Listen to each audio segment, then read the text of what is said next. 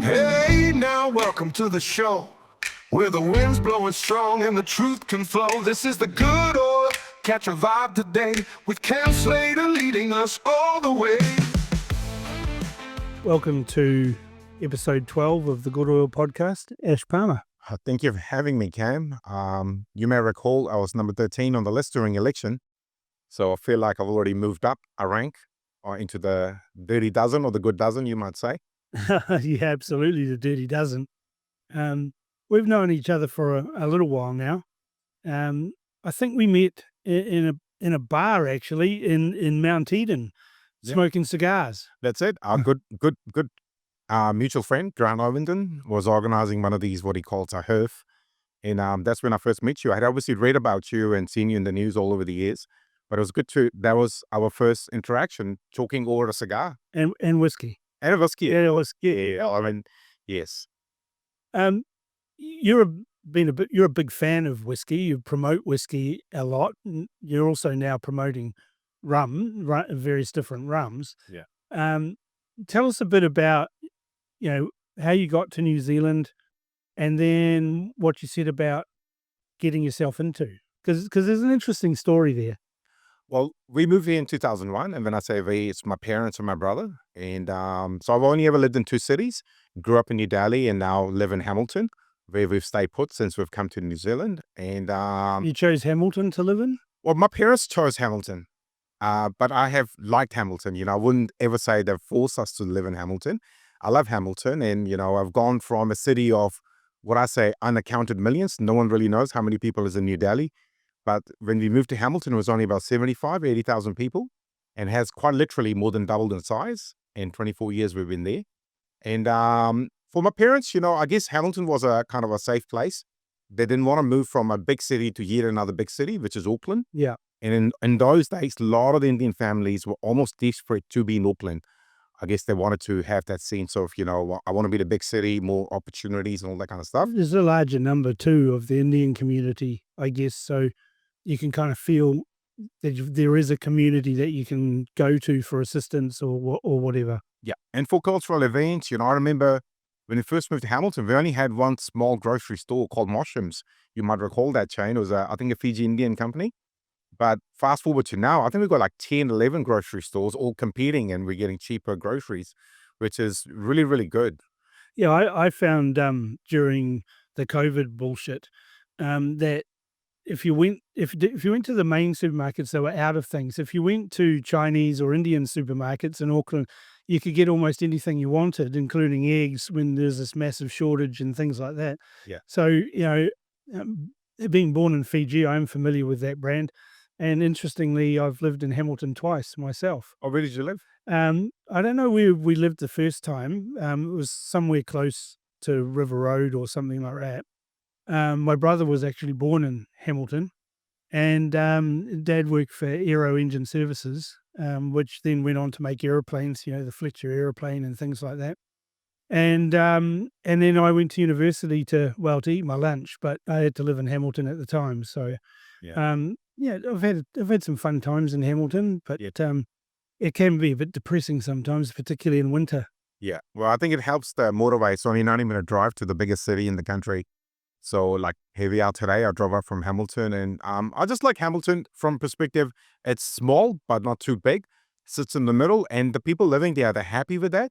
They're not trying to aspire to be the next Wellington or Christchurch. They're just very happy under their own skins. This is what we have. We have our limitations, but we also have our opportunities. Yeah. Taronga is just over the hill, or Raglan's just over there, the other side of the hill. And, we can enjoy ourselves. And if you're a winter sport person, Ruapau is just down the road. So we're kind of right in the middle of a lot of fun.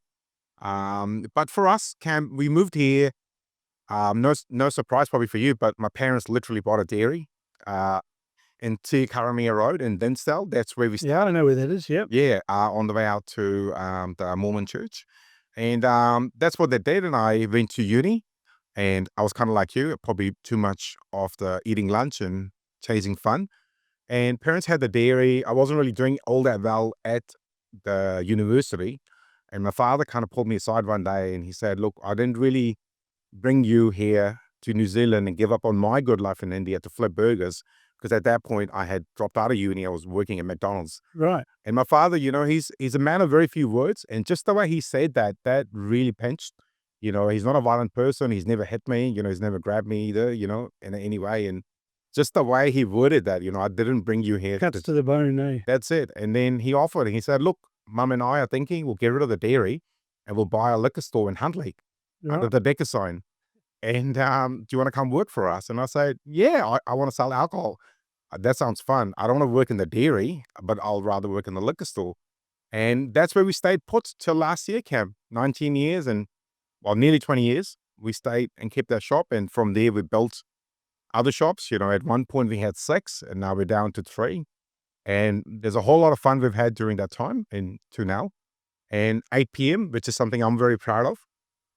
That actually came out of my boredom of sitting in the Huntley shop in 2017, just sitting there thinking, I'm really not doing anything with my time. We're making this money, but there's no assimilation. And luckily for me, a dear friend of mine, Glenn Marvin, he put me down the path of starting an online store and using my ability to talk about premium products, which, as you can imagine, in Huntley, there was no real market for. So Lots of woody sold, lots of Cody's and Woodstock and cruisers and all that kind of stuff, and Waikato draft, but you were into the high end Yeah. scotches, and your knowledge of it is, I've learnt plenty watching some of your older videos. When you're doing reviews and things like that, and you've got that real love of whiskey. Yeah. You and Winston Peters would be a great matchup, I think. Well, I've never met the man, but it'd be good to meet him and name a whiskey one day. The trouble with nailing a whiskey with Winston, it's usually a bottle. Right. Yeah. Yeah. And you spend hours talking to him as well, So it's certainly fascinating. With 8 p.m., you probably launched it at the right time because, not 2 years later, we were all locked down. I bet your sales went through the roof.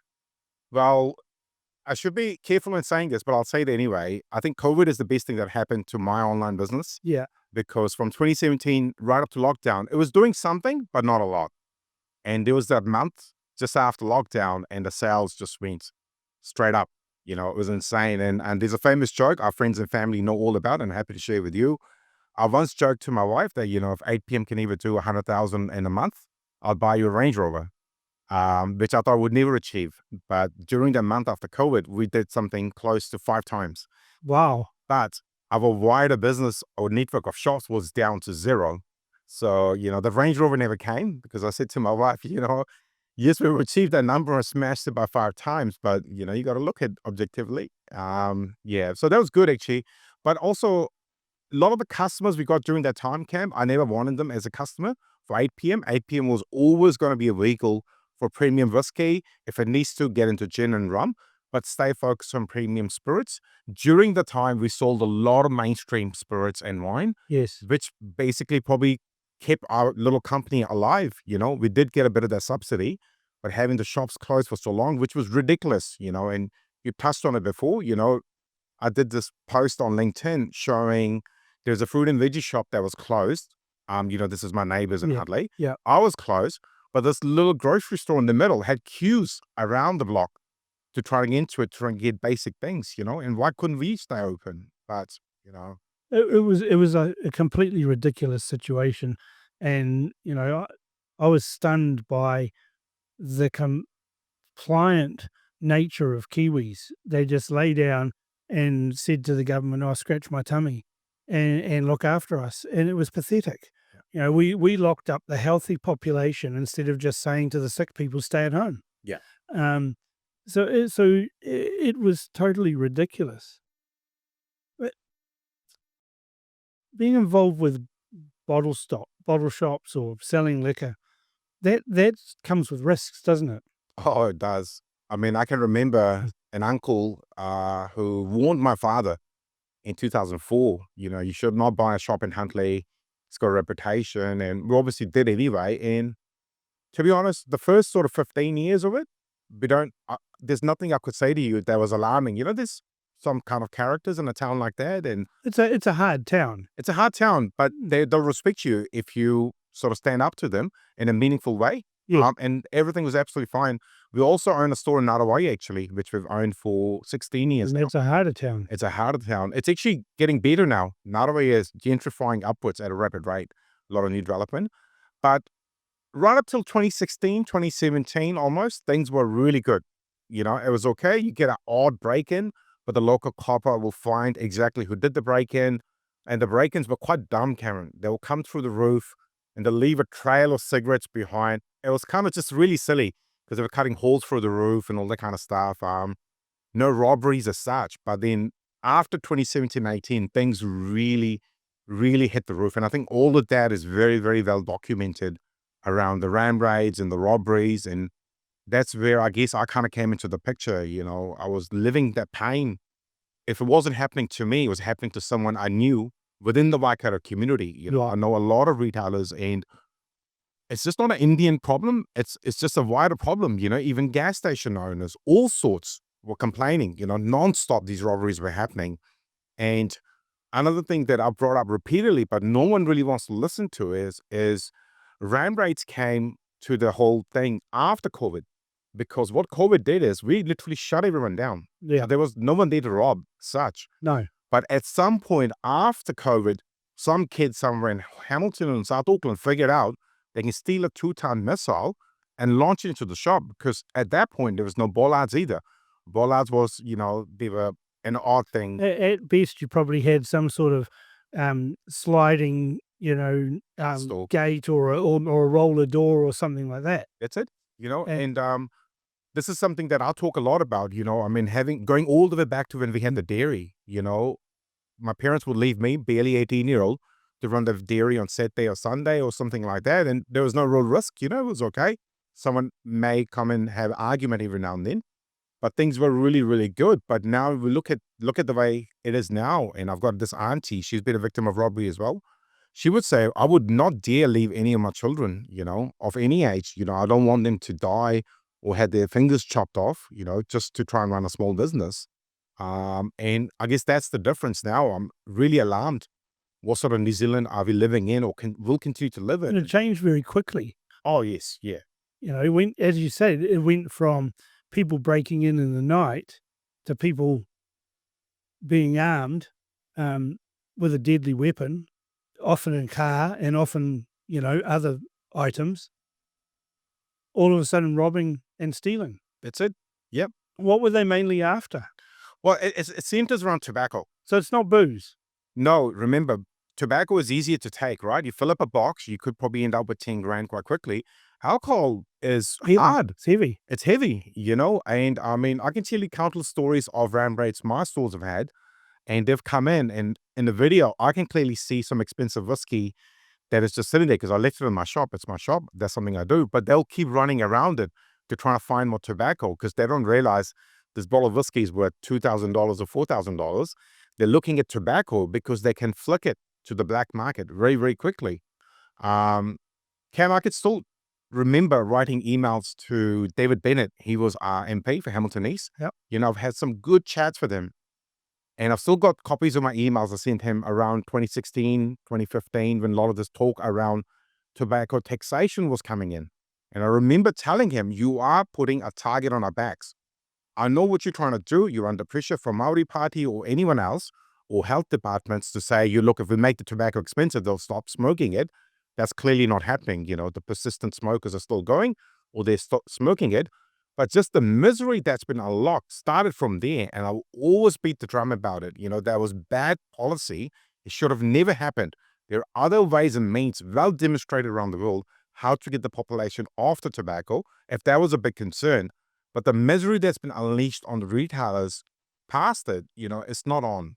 And I can remember giving evidence to a select committee, and they came up to Auckland, the select committee. They were holding hearings at Alexandra Park. And this is a while ago. Hone Harawira was an MP at that stage. And I remember going in there armed with statistics showing that in the last 10 years, and this was at that time, I think it was around, 2014, something like that. This is more than 10 years ago. And I was armed with statistics to show that smoking cessation programs had cost hundreds of millions of dollars in that 10 years. and the number of people smoking in that 10 years hadn't reduced at all. There were 750,000 smokers back then, and we were talking at that time that there were 750,000 smokers still. So what the smoking cessation programs weren't working, the increased taxation wasn't working, and I'd recently been to a conference in Singapore. So yeah, actually, I think it was 2012. I'd been to a tobacco control conference in Singapore, and I was listening to guys from uh, Her Majesty's Customs, the British Customs, talking about illicit tobacco, how taxation increases the amount of illicit tobacco into the country. It doesn't matter whether you're an island nation or got land borders, the criminals find a way of getting it in. Yeah. And it had gone through the roof in those jurisdictions where taxes had gone up. And I remember warning MPs at the time, don't put taxes up on tobacco, because you then start making it attractive to criminals. Of course. And then, back then in 2012, there was almost no illicit tobacco in New Zealand. Yes, you could get some, and I actually challenged the select committee. I said, I don't think you understand the size of the problem that you're dealing with here. I said, I can organise, if you give me a bag of cash, like $50,000 or something like that, I'll get a container of cigarettes dropped here within 2 hours. And they just laughed and said, oh, that can't be done. Yep. Well, there's people running around South Auckland now selling huge amounts of illicit tobacco, and the problem's still there, and it hasn't gone away. In fact, it's got worse as the excise taxes go up. Yep. So my question to you is, do you think that this increase in violence that occurred and that you experienced firsthand, robberies, armed robberies, and the targeting of cigarettes, is that directly related to the increase in excise on tobacco? It's you got to be very silly as a person to not see the correlation. And you got to take a moment to think, where did the stolen tobacco go? During that period, so much was stolen, Cam. Where did it go? Because these people who simply could not afford it anymore, but still are smokers, they were buying it for cash. These boys and girls were doing TikToks, Instagram, of parading the loot they've got, cartons and pouches and pouches. They didn't just dig a hole and left it there. They sold it all. So there was demand for it. So all these people who are buying it, they're not criminals as such. These are people who simply couldn't afford it anymore. So you created a circumstance where you're saying, well, let's say 20 pack of cigarettes, right, has gone up to $35 now, which is a couple of hours work after taxation. So what you're saying to Joe Public is, you got to work for 2 hours now to afford a packet of 20 pack. But the robber is going around selling it for $10, $11, plus on top of that, an intense amount of Chinese illegal cigarettes. You and I can go out in South Auckland right now, and I think we'll have no problem finding it. They call them double happies, the red packets. They're very distinct. And there's a huge problem now in Australia. I'll break it down in 3 parts for you, right? So the first was, they thought, let's put tobacco tax up. It will solve our problems. It didn't. We warned them about, this is the Labour government, we warned them about ram raids, robberies. They were escalating. They did nothing. But here's a third warning for you. Look at Australia. The illegal tobacco trade has gone to the next level, where they will come in a dairy or a gas station and tell you, you got to keep my illegal cigarette. If they don't, they burn the shops down. It's happening at a rapid rate. And it's going to happen here as well, because it's profitable. You say to yourself, these gangs, these organized gangs, they're very, very savvy. If there's money to be made, they will. If there's standoff tactics needed, they will. And Australian articles, don't have to be very savvy. There's all this record there they're doing. And to the point, they are admitting now, nearly half of the tobacco being consumed in Australia is now illegal.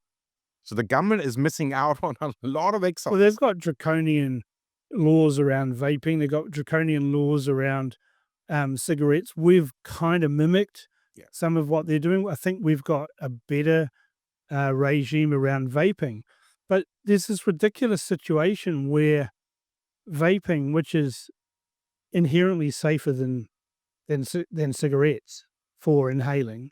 I mean, I don't think inhaling things into your lungs is particularly good at the best of times, but you haven't got all the extra chemicals that are put into cigarettes to make sure that they burn happening. You haven't got all the carcinogenic stuff that comes from burning those things in the cigarettes, and yet we've got these health people that are saying, no, it's just the same as cigarettes. It's highly addictive. You can't advertise it. You have to lock it behind cabinets. You have to have plain packaging on cigars, plain packaging on cigarettes. None of that's working on anything other than increasing the cost of the product. And at the same time, you can buy alcohol almost anywhere, Yeah. and you have to look at it and say, hang on, what's the social harm of smoking? It's to the individual. It's not a general social harm for cigarettes. If I'm smoking a cigarette, I'm not harming anybody else. The secondhand smoke argument has been busted years ago. That just doesn't happen. So the social harm is to the individual that makes a choice to smoke or not to smoke. Whereas there is social harm that comes from alcohol. And nobody's bashed anybody up for a cigarette, but plenty of spouses have been beaten by drunk spouses. Plenty of people have been hit by drunk drivers. Plenty of people have been injured in all sorts of injuries. And then there's the fights, street fighting and things like that. And it's like we don't care. We do not care about the harms, social harms of alcohol, but we're continually beating up on people who make a personal choice to smoke. Well, I think the liquor harm thing, right? I've been here 20. You've been in the industry. That's all I sell, right? My family's very small fortune is based on retailing liquor responsibly. But we don't seem to punish bad behavior anymore, right? We've had that discussion on ram raids and robberies. Yeah. We can go down that path even more if you like. But let's take an example, downtown Auckland, someone's drunk, disorderly. We don't seem to punish anything, and they seem to do it 1, 2, 3, 10, 11 times till it escalates to the point now this boy and girl has smashed a bottle and stabbed someone in the head, and now the stakes are higher. But when they did it the first or second time, something decisive needed to happen. And to explain to this boy and girl, say, hey, look, you can't behave like this. Because I've got Ash, I've got Cam, they're having a whiskey or 2 or 3 potentially, but they're not hurting anyone. They're not drink driving. They're not getting in a fight. Why you in particular seem to be having this problem repeatedly? If we're not going to have that chat, I don't know how much you know about alcohol taxation. So we've got like straight up excise. Yep. And then on the spirits in particular, we've got this particular levy, which is supposed to go to this program and all that kind of stuff. Not a single member of parliament talks about what's happening with that levy or if it's been even used properly, but we keep putting it up every July. So it's just gone up again 1st of July. The levy and the excise goes up. It's up to $69 now, which is putting a lot of pressure on a lot of people who just want to live their lives. I can give you a small example. Your 1 liter of spirits now, which is what most people drink, we call them mainstream spirits. Yeah. The excise on it is $29 plus GST on a basic 1 liter spirits.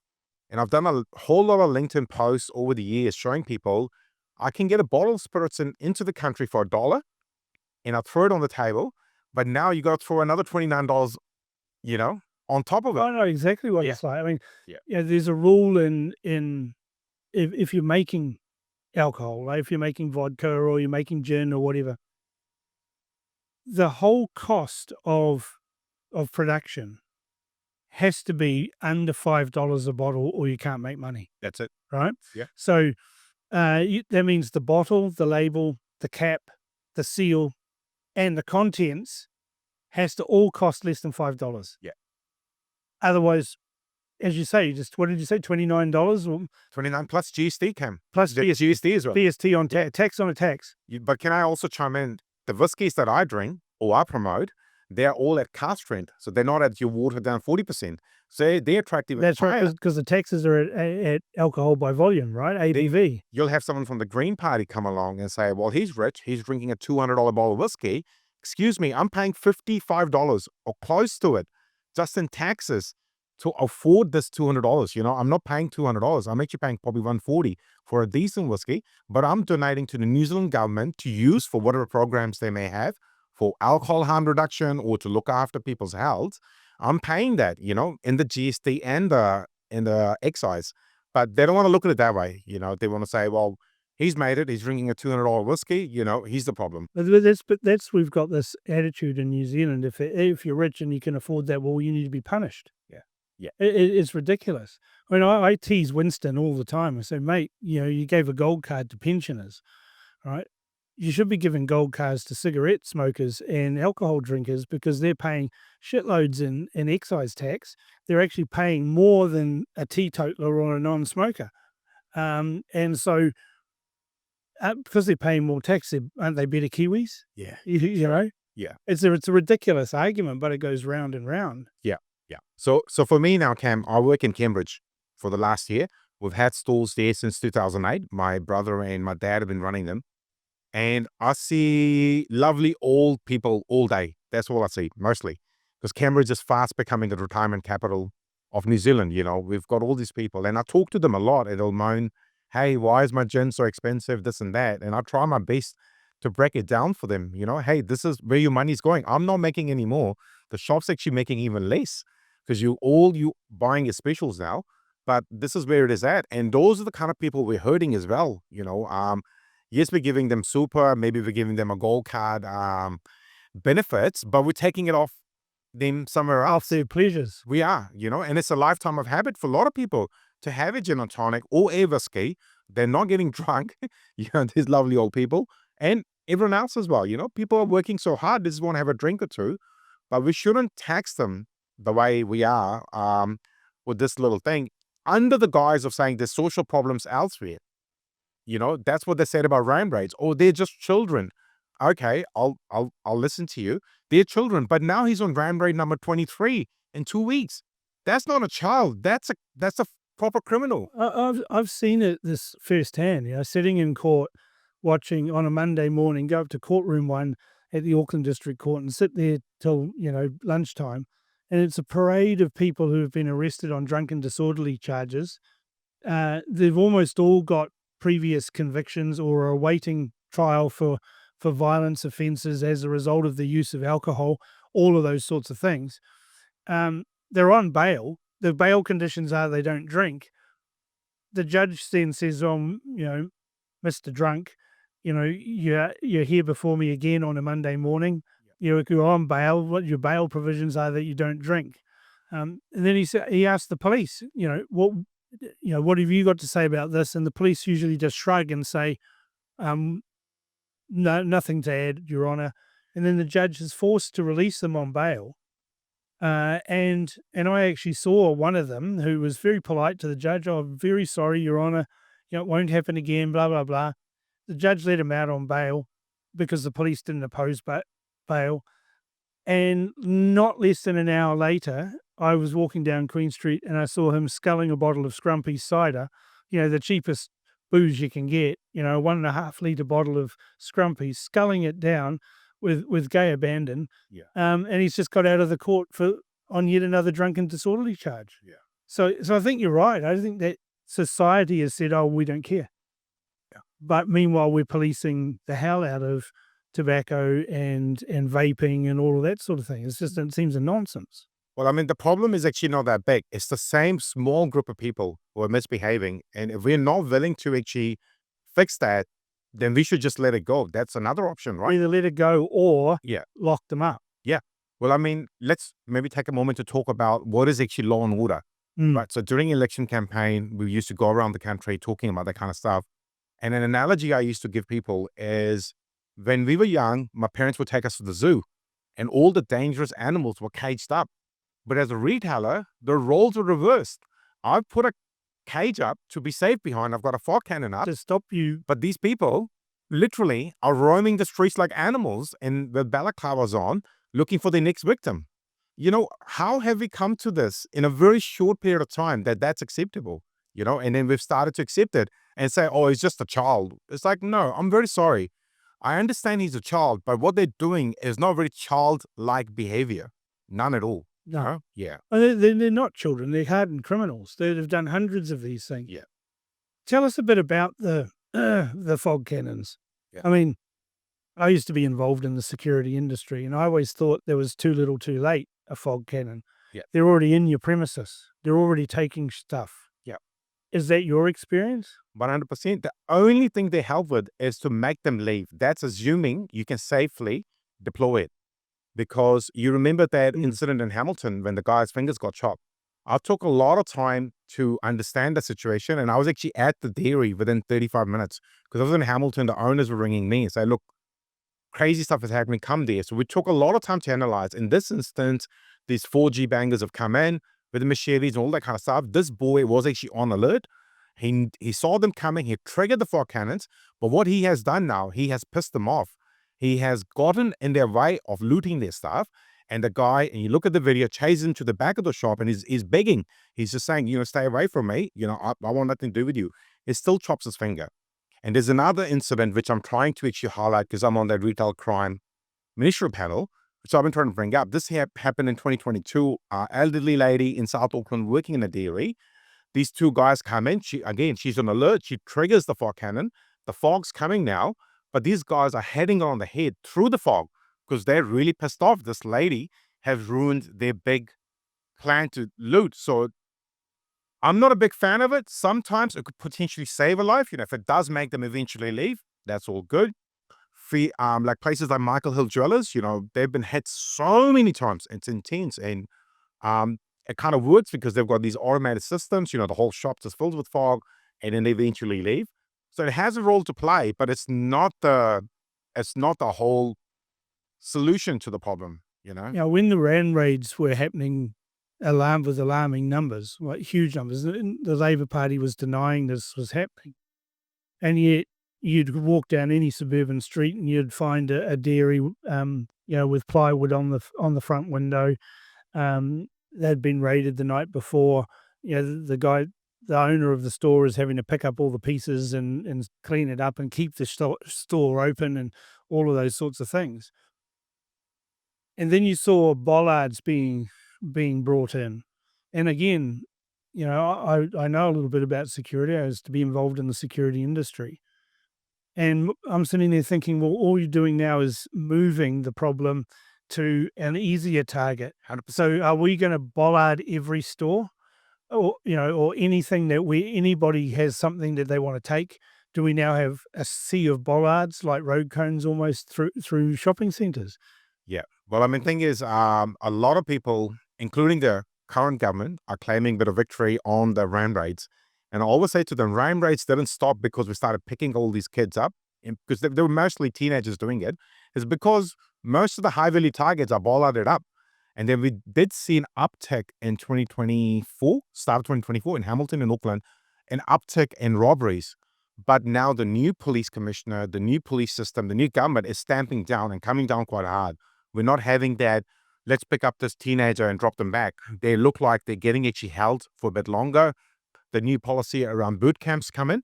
Yeah. So some of the worst offenders are getting held for a bit longer.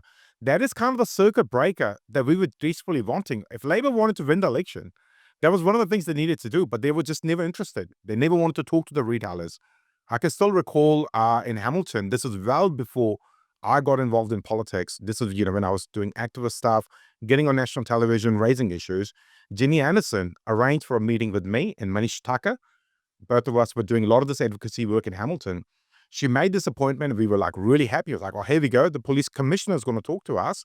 But she canceled the meeting at the last second. The next day, we see a Waikato Times report of her watching a fog cannon being installed. I'm thinking, so you're just going down this ideology. You're thinking the mystical mist of fog cannons is the answer to all of the problems. But the solutions required are much broader. But, it is what it is. Obviously the government got voted out, and thank God we have a new government who are doing the right things. It's taking a long time. Like shoplifting's become a huge problem now. And that's what's starting to, put some measures in place for it, some higher penalties and all that kind of stuff. I've heard anecdotally, I haven't got the documents to prove it yet, but I'm working on it. I've heard anecdotally that advisory group that you're on, that there are some people on that group who take a view that a certain amount of shoplifting is okay. I think we can put a label on it, and the label I'm going to put is corporates, right? And I can sympathize with it in a way, not too much though. You kind of get to a point, you've got 140 stores all around the country.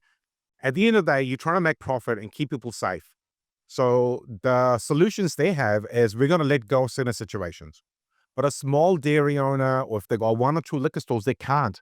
There's a difference between making profit or shutting the shop down. Yeah. Right, a corporate, I'm just going to make one up. I'm just not saying, say, Z gas stations, got 300 sites. They might say, hey, look, if we lose, say, $100,000 worth of chocolates and $200,000 worth of petrol a year, it's okay. We can absorb it. We own all these sites, all that kind of stuff. But an independent Caltex owner or an independent gas station owner, every $100, $150 that's stolen, that's directly coming out of their family's fortune, their profitability. So yes, I can accept, some of the big corporates who've got a much larger footprint are happy to let go of certain situations and go, look, we don't want to be involved. They've got a lot of pressure from the investors. They've got health and safety policies. But a small business owner is saying, look, I'm just trying to survive. I'm caught up in the same cost of living crisis as everyone else. If you steal from me, I'm not making money. Yeah. In the 90s, I worked in the National Bank, and there was a lot of robberies in the 90s, armed robberies of banks. Even when we moved there, I remember in Hamilton. Yeah, They used to have, that's how people used to get their money. They wouldn't go and rob liquor stores or dairies. They would go and hand over. Usually it was very low key. They'd stand in the line. They'd hand over a note to the teller. The teller would empty their drawer, including the bait, which was the marked cash. That would set off an alarm. It was a silent alarm, and the robbery was. They left and that was it. But we were trained in the bank to, if someone came in to rob the bank, give them what they want and get them out of there as quickly as possible. Yeah. Because the bank's view was a staff are more valuable than money. Money's insurable.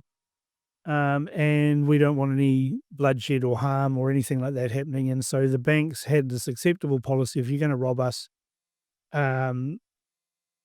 we'll give you the cash. Yeah. Of course, they put in place, minimum amounts of cash in the drawers. If you came in and wanted to cash a check for $100,000, you wouldn't have been able to. Yeah. There wasn't $100,000 in cash in the bank. Ironically, there wasn't the money machines. Yeah. Right? Because that's where the money was.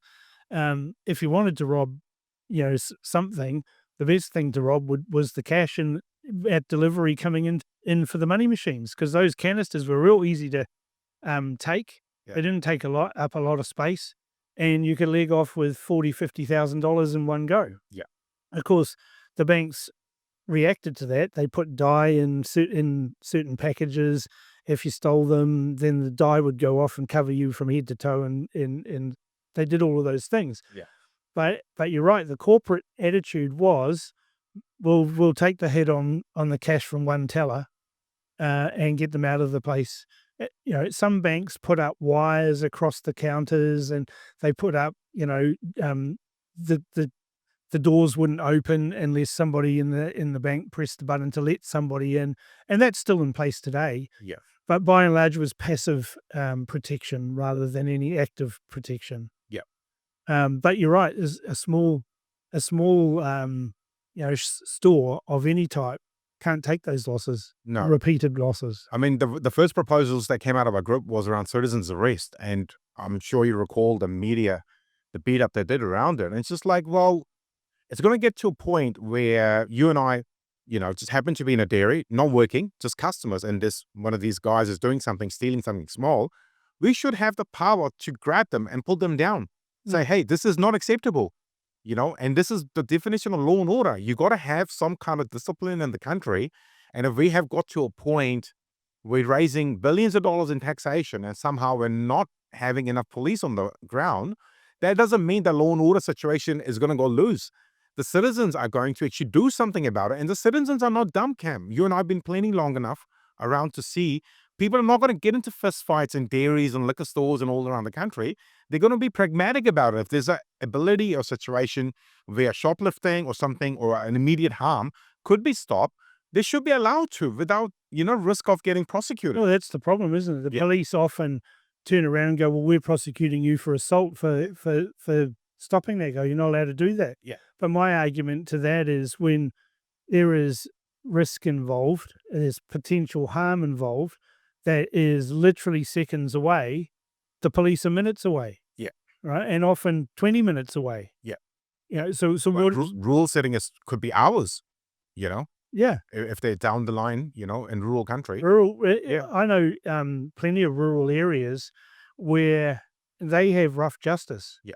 Right. If they know when people were in a car is coming up the road that is not known. Yeah. They've got phone trees, right? They go and farmers get their tractor out. They move a log across the road. Someone further up the road moves a log across the road, and then they all move in on this card, find out whether they're rustling, stealing cattle, stealing sheep, poaching, whatever. Then those people usually get a hiding and sent on their way because the closest cop is Hamilton, and that's an hour's drive. Yeah. If they come. Yeah. Yeah. But can I give you something else to think about, right? There was a time when I had a lot of anxiety because I've been victim of a robbery with my mother. That was very traumatic. And my mum had I been, was going to ask you if you've actually personally witnessed a robbery or been involved. so we had a robbery on a Saturday, which my mother was involved in and a staff member. And then the following Tuesday, her and I were in the shop when we had the robbery. Yeah. And we could spend 4 hours just talking about that. And I've taken counseling for it. It's taken me a long time to come over it and probably left me in a position to get into politics. Before that, I was kind of just dying from inside out. I watched you. You're posting very emotional videos on Facebook. You're saying, I don't know why I keep it going in business. I remember that time. I think I actually reached out to you at the time. Yes. Yeah. And yeah, it would be frightening. I mean, I've had guns presented at me. Okay, well, they were in training situations, but it's not pleasant. No. But neither's a knife either. If someone presents a knife to me, well, I'm off. See you later. I'm running as far as I can get away from them as possible because knives are very, very dangerous. Yeah. So the point I was going to make to you, Cam, is there was a time, I was Ash the activist, Ash the retailer, Ash the Ag Party candidate who nearly made into parliament. And then I was Ash the retailer back in Huntley for about 18 months, back in the Huntley shop, back in my misery, back in that anxiety for one specific reason. Huntley, very much similar to Hamilton and South Auckland, has a massive problem with dirt bikes. These gangbangers riding up and down footpath with balaclavas. For people like me, I'm sitting there just trying to make a living or have a conversation with you as a customer, but the fear and anxiety that puts in, and for all I'm worth, I cannot understand why we can't bust it. I've had this conversation with senior police, and off the record, they will say, well, the problem is it's not a big enough charge, and if I go and collect all the motorbikes, they'll go steal more farm bikes. I'm like, that's the most ridiculous thing you can say to a victim of crime. You're telling me this is happening and you're not doing something about it because the legislation is not allowing you to do something decisive to the people who are obviously stealing and terrorizing the streets. And you're saying that if you go and pick up these stolen bikes, you're not doing it because they're going to go steal more from the farmers. I have sympathy for the farmers, but that cannot be the excuse. No, to not do. And in Auckland, you guys have had big groups of 200, 150 dirt bikes to take over an entire highway. We cannot allow this. What are we trying to get to? But it's the same with gangs that have tangies and there's 200 or 300 gang members on motorbikes terrorizing everybody on motorways. Yeah. What does the police do? Well, they escort them. Yeah. But I feel like that has changed a bit now. It has now. Since the new government's come in. Yeah. Yeah. But it requires a willingness to do it. Yes. The problem is the news media are on the side of criminals. Well, I mean, they seem to just keep playing that victim card, not for the victims, but try to invent stories of how those criminals are victims of other crimes, which may or may not happen, but that will never be acceptable in a modern functioning society as an excuse to hurt and get new victims on board. Just because something happened to you 10 years ago as a child will never give you the right to cause more harm to society. I refuse to live in a society that ever wants to make it acceptable. And I guess that's why I came out swinging, both as being talking about the issues and then getting into politics. Well, seeing as you raised that, getting into politics, the last election you said you stood for the ACT Party. You were number 13 on the list, another 0.5% probably, or 0.75%, and you'd be a politician. Well, the thing is, I have no idea what would have happened. I've never spent too much time thinking about what would have happened if I did get into parliament, but I did spend a lot of time thinking how grateful I am to New Zealand ACT Party for picking up a complete rookie, literally. I have no experience in politics. Yes, I've run businesses, been successful in that. I've got a wife, I've got 2 kids. Some people will tell you that's success in itself as well, but never got into politics.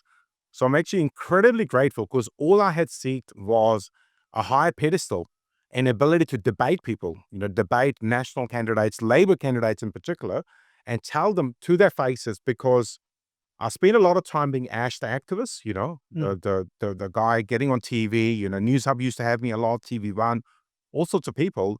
But what I had is an ability to say just a short amount of stuff to a journalist and be at the misery of maybe choosing to say all of my words or selectively cut it. And you, of all people, know how they do it. Oh, yeah. I'll say a whole bunch of stuff about Jenny Anderson or the both prime ministers or the Minister for Justice. They never, ever play any of that. What needs to be done. So I guess I had to go seek that pedestal, and I'm grateful ACT gave me that pedestal.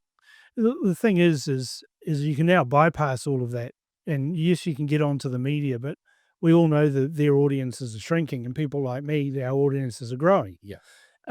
We don't filter anything out. We don't edit anything out. Yeah.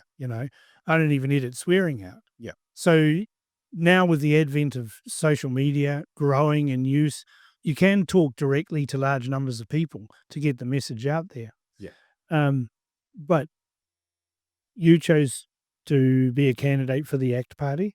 Why was that? Why ACT and not any of the other parties? I've got a very specific reason for this. Not many people know, right?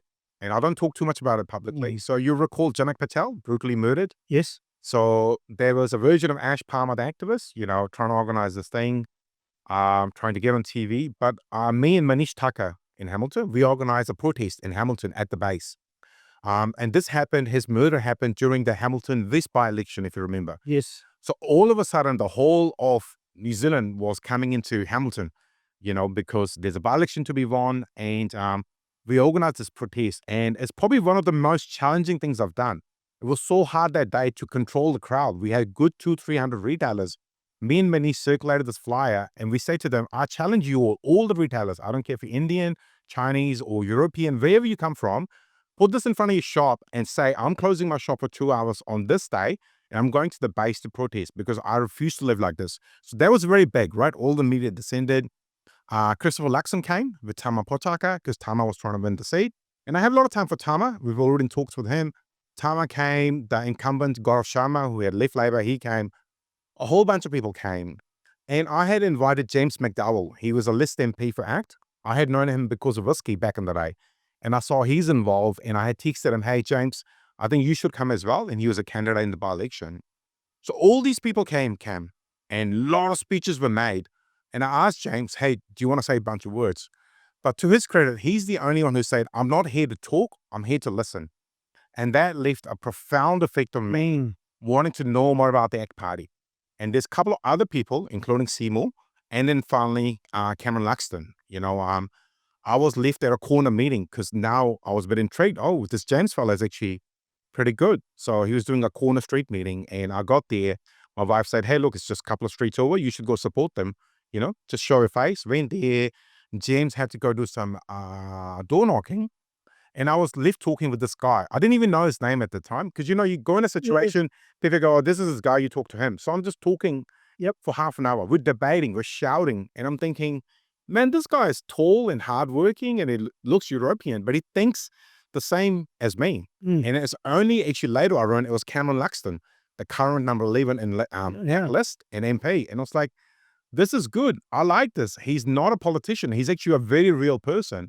And at that time, Cam had done the Tauranga by-election, so he was up and coming. He's getting seasoned in campaigning. There you go. So I guess those people in my short conversations with Seymour, as I had approached him, like I did with every other political party, hey, come and look at our misery in Hamilton. It's not all just about Auckland. Look at what's happening to us. So it's kind of like step by step. And then I obviously went through the whole, be in the background, be a volunteer, help. And then obviously ranking is a process in itself, which I have no control over. And to my surprise, to this day, I was ranked so high. Well, you're very eloquent. You know what you're talking about. Yeah. And you can do it off the cuff. You don't need notes and things like that. So, and you've had it, I guess, doing your whiskey videos and things like that. You got used to seeing cameras and ignoring them and just talking to the audience. So it's a natural fit. I can see why they would have been attracted. And I've been involved in politics a long time, right? And I think that many political parties, but in particular the two largest, Labour and National, have a condescending attitude towards immigrant communities. And during I mean, you don't see anything at the moment. You don't see Christopher Luxon going to a Sikh temple or doing anything right now. But come election time, he'll be there playing dress-ups along with Christopher Hipkins. They all play dress-ups. They go along and entertain these communities saying, vote for us, vote for us, vote for us. And then once they have the election, they forget about what they've said to all of those communities. And what they might do is select somebody and put them in a reasonable list position, but it's their token Indian or token Chinese or token Asian person or token Pacific Islander to brown up the list. And I've seen this time and time again, like I even make quips, when you had like Raymond Huo in the Labour Party, I said, oh, well, he's Labour's equivalent of National's dodgy CCP candidate, and I think it's condescending and I think it's degrading to those communities, and yet they go along and want all these photos taken with them. And Michael Wood was a shameless person for doing that with the local Indian community. And did you get the feeling that the ACT Party wanted you as a candidate, not because you're an Indian store owner, but because you've had some good things to say and some good ideas? I would say the latter, like I had something to say and I can say it well. I mean, I joked one time to someone within the ACT thing, at that point I was doing more TV than probably the remaining bottom 4 or 5 of ACT's current MPs, and I was out there on national TV with no help and no training, putting my points forward, and I had further training, once you get into, you become a candidate and all that kind of stuff. But one charge that I've never liked, there's a lot of people out there who say a whole bunch of things about ACT, and the one I never liked is they say, oh, they're a bunch of racists. And I say, excuse me? That's one charge I would never, there's a whole lot of stuff I would entertain you, listen to you. But there's one charge I would never say, they picked up this guy from Hamilton, has no political experience and wants to put some good arguments out there, wants to represent a bunch of people, and they rank you so high. I refuse to buy it, they're not racist. If anything, they're too pragmatic to a fault where only now, Cam, I'm taking a lot more time to understand how electorate MP candidates are chosen. And that's in a battle and a half, Hell yeah. There's all these people, and I'm reading a lot of books at the moment, since Huntley's gone, I've got a lot of time on my hand, and learning all these journeys these staffers take, working in some minister's office and then cutting through, and then maybe they get picked and all that kind of stuff. But they've got no real world experience. None at all. None at all. And they're sitting there. I mean, you take the current government, right? Nicola Willis, no real world experience. She's worked in John Key's office, worked in Treasury, done things like that. Christopher Bishop had a small stint with a tobacco company, and everything since has been working for an MP or a minister or government in some way, shape or form. A lot of people that get into Parliament, particularly in the Labour Party, have had no practical experience in their community. I mean, it used to be the Labour Party was the party of workers, where they had miners, they had, people who'd worked with their hands.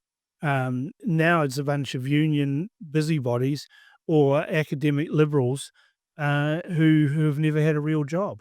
And so I think they're out of touch with society. Where as I look at, say, the ACT Party, and I look at New Zealand First, you've got people in there who've done things. Yeah. They've built things. They've paid taxes. They've paid taxes before they've paid themselves. Yeah.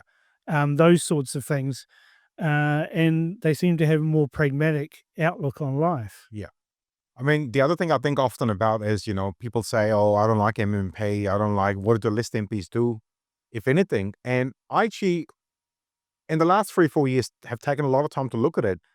I genuinely believe list MPs, if the right one is brought along on a journey, can add a lot of value. Yes. Like I look at people like Simon Court, he's helping a lot with RMA stuff. He's got lived experience. He's run businesses that's, kind of helped decipher the craziness that is the current RMA, and he's trying to rejig it. He's trying to help desperately, and he's listening to everyone out there, same as Cam as well. You need those pragmatic people who have had 15, 20 years of industry experience or life experience. I think it's very important to put people like that in parliament. Very, very important. But also, I've taken the time to listen to your stuff, right? And I've read your book. Only recently you read Dirty Politics. Finally, Hamilton City Council has made a copy available. So I read it, and then listening to a lot of the stuff. But a lot of the list MPs, that currently I'm seeing in there, they have the lived experience and they're offering it. They're kind of like, you could say, lobbyists you're getting on a discount because, lobbying firm would be charging $1 million, but for $200,000, you're getting someone really, really smart, giving their advice, giving their practical solutions to a problem. Whereas your electorate MP, and I shall not say the name, but someone that I know really well in national, joked to me and they said, you seem to be spending more time with my party's ministers than I am. That particular boy is stuck in the Waikato, trying to run his tiny kingdom, Yeah. tiny kingdom, and trying to keep the kingdom people happy and, the water running and all that kind of stuff. Whereas being in the ministerial panel, I can navigate that space and have that freedom. Or if I was a list MP, still have the freedom to navigate that space, go around the country, talk to more people rather than being that little bubble. And the electorate MPs quite often end up in that little bubble. Yeah. Do you still have enthusiasm for being an MP or being a politician? I love it too much at the moment. Right. So since I Unleashed Off a Soul in June last year, I've averaged one book on politics a week. Like I'm just chopping through them, either audiobook or listening to podcasts or just reading books from the Hamilton Library.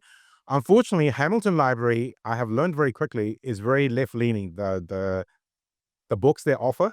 So I'm kind of in the air at the moment, hey, you probably want to, bring a much wider variety of books. But one person in particular I'm listening and reading the most to is Thomas Sowell. Yes. His writing is just having a profound effect on my psyche. He has clarity in his writing and he doesn't waffle around the topic. He says, this is the problem. Yep. This is why it's happening. Yeah. And these are the solutions. That's it. Three states thing, right? Don't need to have a committee, don't need to set up a commission. We know. And the other thing I've liked about him, Cam, is he quotes history so much. And I want to make that point about you as well. I've listened to your Chris Tarter, Morris Williamson stuff, people who've done something for 20, 30 years and have taken a greater interest in history. Yes, there was no podcast back in the day, but they was very similar. They were sitting in a cave or a hut somewhere 1800 years ago, 1,000 years ago, looking at very similar problems, of law and order, economy, investment, growing the country or invading another country or where it was. Nothing's new. That's it. Right? There's always been something that is very close to what we're experiencing now. Yeah. There's a lot of talk about immigration, particularly in Europe at the moment, but it's certainly being raised here in New Zealand as well. Yeah. Unfettered immigration, where people come into the country, they have no interest in being part of New Zealand. It's just a place to go. And they then become very vocal about turning New Zealand into what they've come from. You're the opposite of that. Your father brought you and your brother and your mother to New Zealand for a better life. Yeah. Right? That instead of being in a huge city in New Delhi and getting nowhere, really, I mean, you're just fighting for your existence. You come to New Zealand and yes, you've had to fight for your existence. And, I hear a lot of people saying, oh, we don't need any more Indians in New Zealand. And I said, well, I'd rather have Indians than Chinese. Right? Or I'd rather have Indians and Chinese ahead of people from Pakistan, for example. Right. There is a difference, a huge difference. Yeah. There's really no rule of law in Pakistan. There's a rule of law in India. It's a huge country, but it's also a democracy. Can I give you something to think about, Cam? So I was at a function 6-9 months ago, right? And it was with some ACT Party friends, not an ACT function. Some friends, and we were having a whiskey or two and talking, and the subject of Uber drivers came up.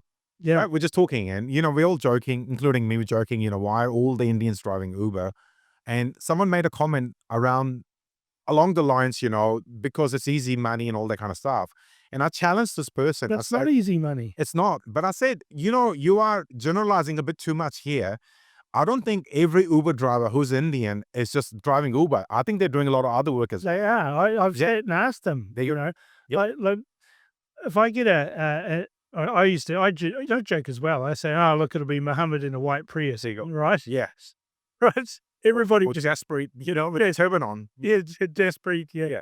But it's interesting the different backgrounds, and then I always talk to Uber drivers, and same as I always talk to cab drivers.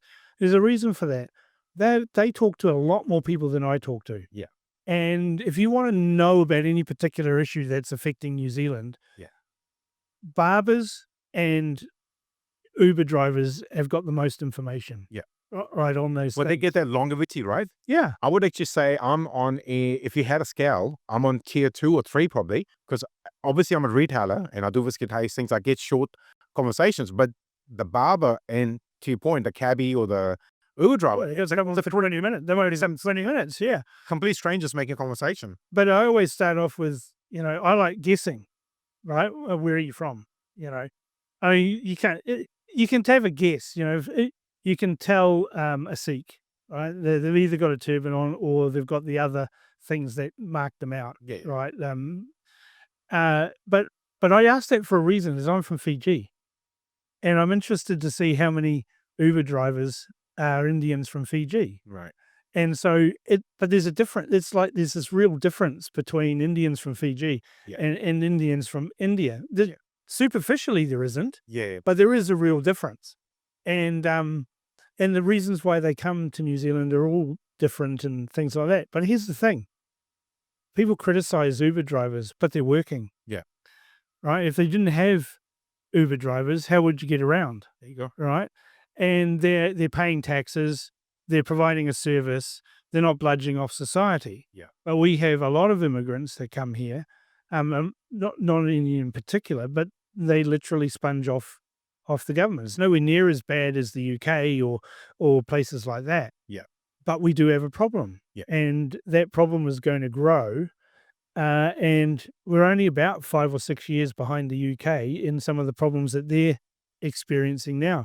Yeah. And yet we've got the National Party and the Labour Party who are out there talking about almost unfettered immigration, that people want to come to New Zealand and things like that. And then you've got ACT and New Zealand First that are saying, well, you can come to New Zealand, but what are you going to add to society? Yeah.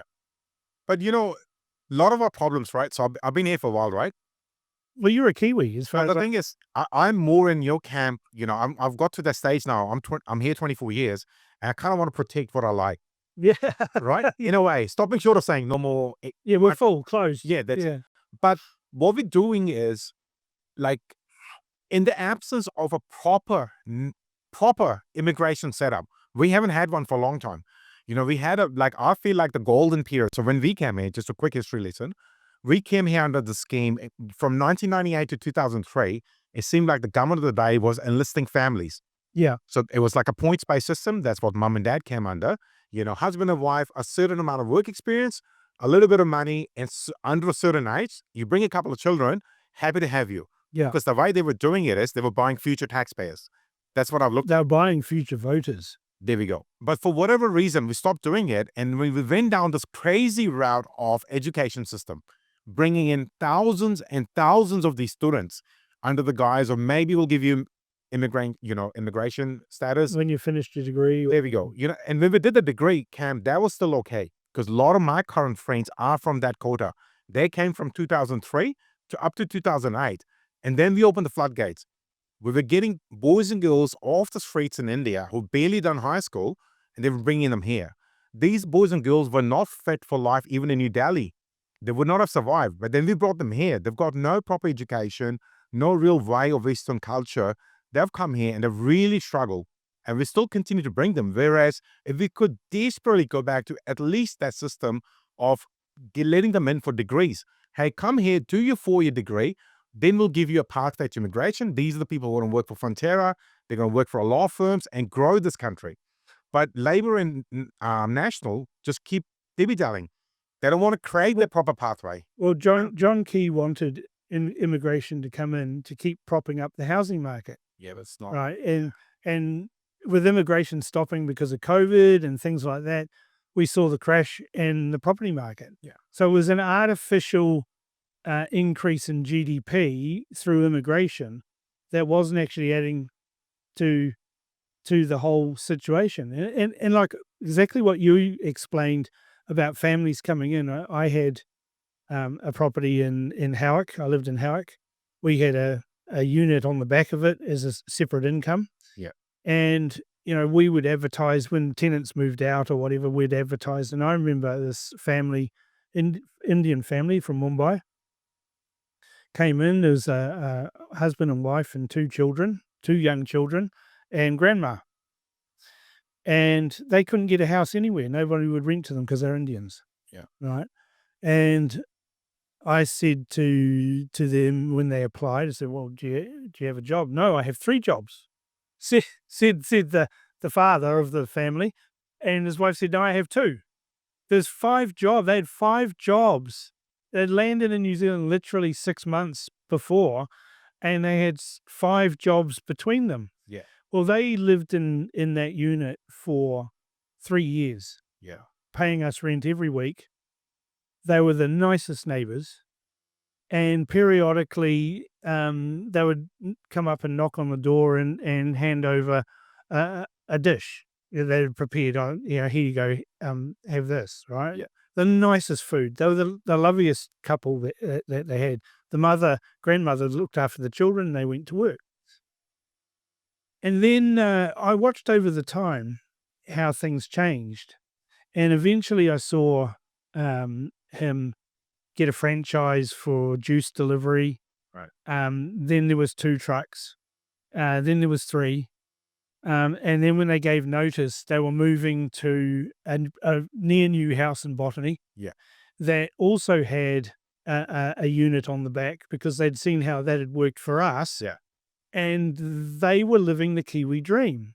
We've had dinner a couple of times at their house and things like that. And I was sitting there thinking, no one gave them a chance. We said, can you pay the rent? Yes, I've got 5 jobs between us. Eventually they went down to 1 job each. Yeah. As they improved.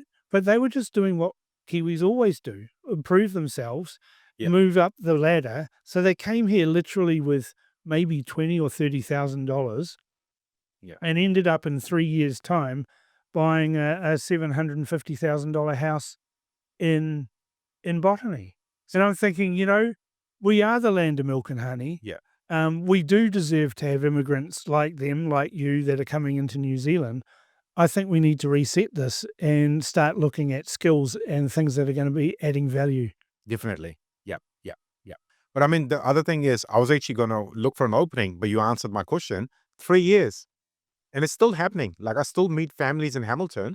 They don't even have their residency sorted, but they're looking at buying property.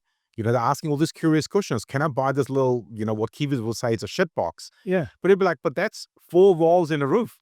I'll buy a rundown 1-bedroom apartment and live there with my mom and dad and my children, so 6 people living in a 1-bedroom, because that's a start and something with my name. And that's something I really struggle to explain to people. We can't help it, Cam. It's in our DNA to grow capital. Like, from day one, you grow up in India. If you don't do it, there is no dole. There's no helping hand. There's no welfare. You might get a free meal at a temple because we're very big on that. We're big on religion. We're big at looking after the common man. But there's no, free dental, free washing machine from MSD or any of that kind of stuff. So the minute you land in a country like this, we are growing capital, and it could be as low as $1. Save $2, save $5, get it to 100. Can you and I start a tiny, tiny business selling some peanuts? Make $18 now, save it, and then you kind of go and then have that vision. In 5 years, 7 years, I'm going to own a home. But the thing is, Cam, you can't teach these skills unless it's within you, right? You can hire any number of consultants, spend billions upon billions, and that's what we seem to be doing in this country. We've got any number of these programs out there. Don't get me started on them. Like, you look at Whānau Ora, all these people, they're trying to teach people these skills, which is not within them at all. And also, we're not able to accept the fact certain people are just not going to make it in life. And almost so talks about it repeatedly. There's certain outcomes, people, his book around race and culture, people, they're called the hell people, they're in the hells, and you got people who are living at ports. The people who are living by the port were always wealthy because they were the traders. The ships were literally coming to them. They were loading the goods.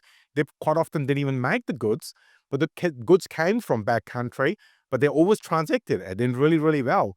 So for a lot of these people, the journey might not be home ownership, but they can still live a good life. They can still live a very good life, work hard.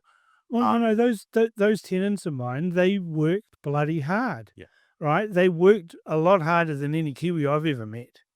But you're right. What you're saying is within yourself. A mentor of mine, he always said he trained me to be a salesperson, and he said, I can give you training, I can give you all of this, but if it's to be, it must be within thee. He always used to say that. If it's to be, it must be thee. Yeah. Right. And he would always say that repeatedly. You're not going to be a good sales rep unless you believe in yourself. You're not going to be a good business person unless you believe in yourself. You're not going to do well unless you can find a pathway. And look, I haven't invented podcasting. I haven't invented blogging. I've seen what other people have done, and I've looked at it and said, wow, that kind of works. I like that. I've mimicked what the best have done. People who've gone before me who have done really well. I've shamelessly copied them. Yeah. Right? You don't need to reinvent the wheel. Yeah. But we touch on that family that were my tenants. I'd look at you and your family. Why is it that Indians are so successful in business? It'd be as simple as saying determination, but it's a lot broader than that. I mean, you look at, for example, we landed here in 2001, right? I'll give you a small example. Yeah. Mom and dad bought that dairy. My brother and I, we never got paid anything for the 3 years. You learned this real quick though, didn't you? Yeah. And now you get a sweet tooth very quickly as well. Yeah. But mom and dad, I was going to work at a uni at the time, or attempting to stay at uni, and my brother was going to Hamilton Boys High. But every evening we came back to the dairy. They never told us, but we stacked the drinks fridge. Yeah. We put the chips away, we put the stock away to make life a little bit easy for mom and dad. It was self-discipline, isn't it? It's just so easy, because the way I looked at it is, if the shop's tidy and it's full, mom and dad will make more money and they'll look after us a little bit better. Whereas I look at any number of Kiwi kids around that age, sort of 14 to 17, it's like, oh, what are you going to give me for doing this? It's like, I'm not going to give you anything. Experience. There we go. Experience is worth more than any wages. There you go. If you're paying somebody wages, you're actually not giving them experience. Yeah. Right. And then that's where it comes from, and I see any number of new Indian families that have come since I've been here. It's sheer determination. The children helping them, or sometimes grandparents, well into the 80s, they will sit in the shop for a little while, so mom and dad can go do banking or get stock from Pack and Save or whatever. Everyone's working together towards a common goal. We're going to grow our capital. We're going to get something in our own name. We're going to buy a shit box of a house, make our start, we'll sell it, we'll do better, or buy a shit box of a house, tidy it up ourselves. But sheer determination. These people are not going to the pub on Saturday. No. To watch the Warriors or the Chiefs.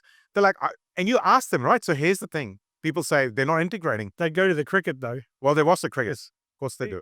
You got to watch the cricket. You got to watch the cricket. Even if it's playing in England and you put your India shirt on, this and that. But they are working.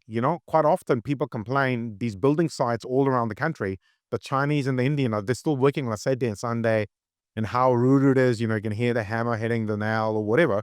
But the way he or she's looking, I'm working all week. If I work another 8 hours, I can get the job done and move on to the next job, or save some money somewhere. I've seen that for myself. When I lived in Takapuna, I had an apartment there. There was a derelict house across the road. And then one Friday, this couple of vans turned up. The windows were fixed, the broken windows were fixed. And then a couple of ladders come out and some, cobbled together scaffolding on the roof. And up went all these, Chinese painters. Yeah. And they sprayed the roof, get all the lichen off it. Then they started painting the house. Well, the whole house was painted with 3 coats. Yeah. By Sunday afternoon, gone. Yeah.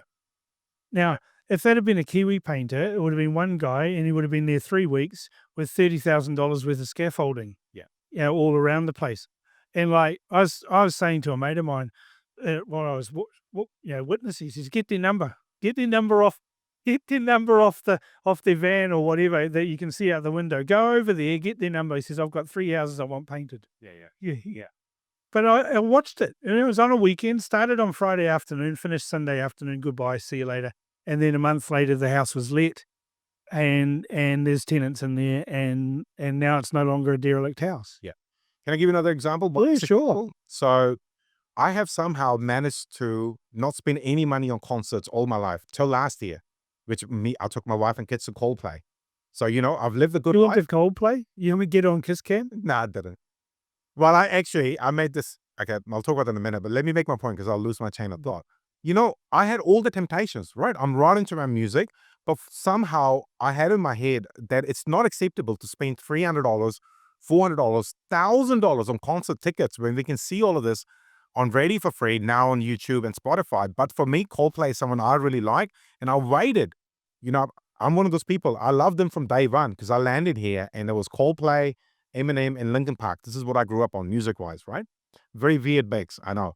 But I waited all that long and I invested $800 because I wanted to share that moment with my wife and 2 children who are hard into Coldplay now, which I love.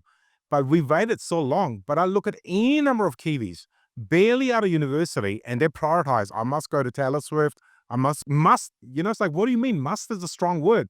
Why should you? Have you thought about your KiwiSaver? Have you thought about what are you going to say for the next 2 years? No, but I must go to these concerts, and just very quickly, I did put a post up of me and my wife, lovely photo, and say, hey, Chris Martin, if you ever come back to Auckland, put me and my wife onto the Kiss Cam. We'll give you a good 30-second performance, no problems here. Yeah. Do you get my point, Cam? Yeah, no, I know. The prioritize things I differently. totally get your point because you look at, often we get a story in the mainstream media, and there's somebody saying, "Oh, I just can't make ends meet," and they're sitting there with, sleeve tattoos all over their face, tattoos piercings, stuff all over them, designer gear. It might be a Nike shirt or whatever. I don't care if it's a copyright, but they're trying to appear, and they're sitting there going, "Oh, we can't make ends meet. We had enough money for a tattoo." Yeah. Right. And like a sleeve tattoo, that's thousands of dollars. Yeah. Right.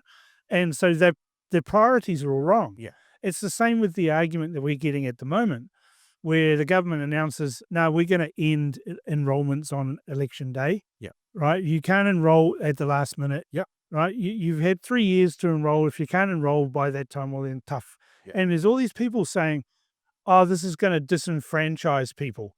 This is going to particularly disenfranchise Maori. And this really annoys me because these politicians that are saying that, these commentators and news media who are saying that, are actually being patronizing and infantilizing Maori by saying, you're too stupid to get yourself organized to register to vote, so we're going to let you do it on election day.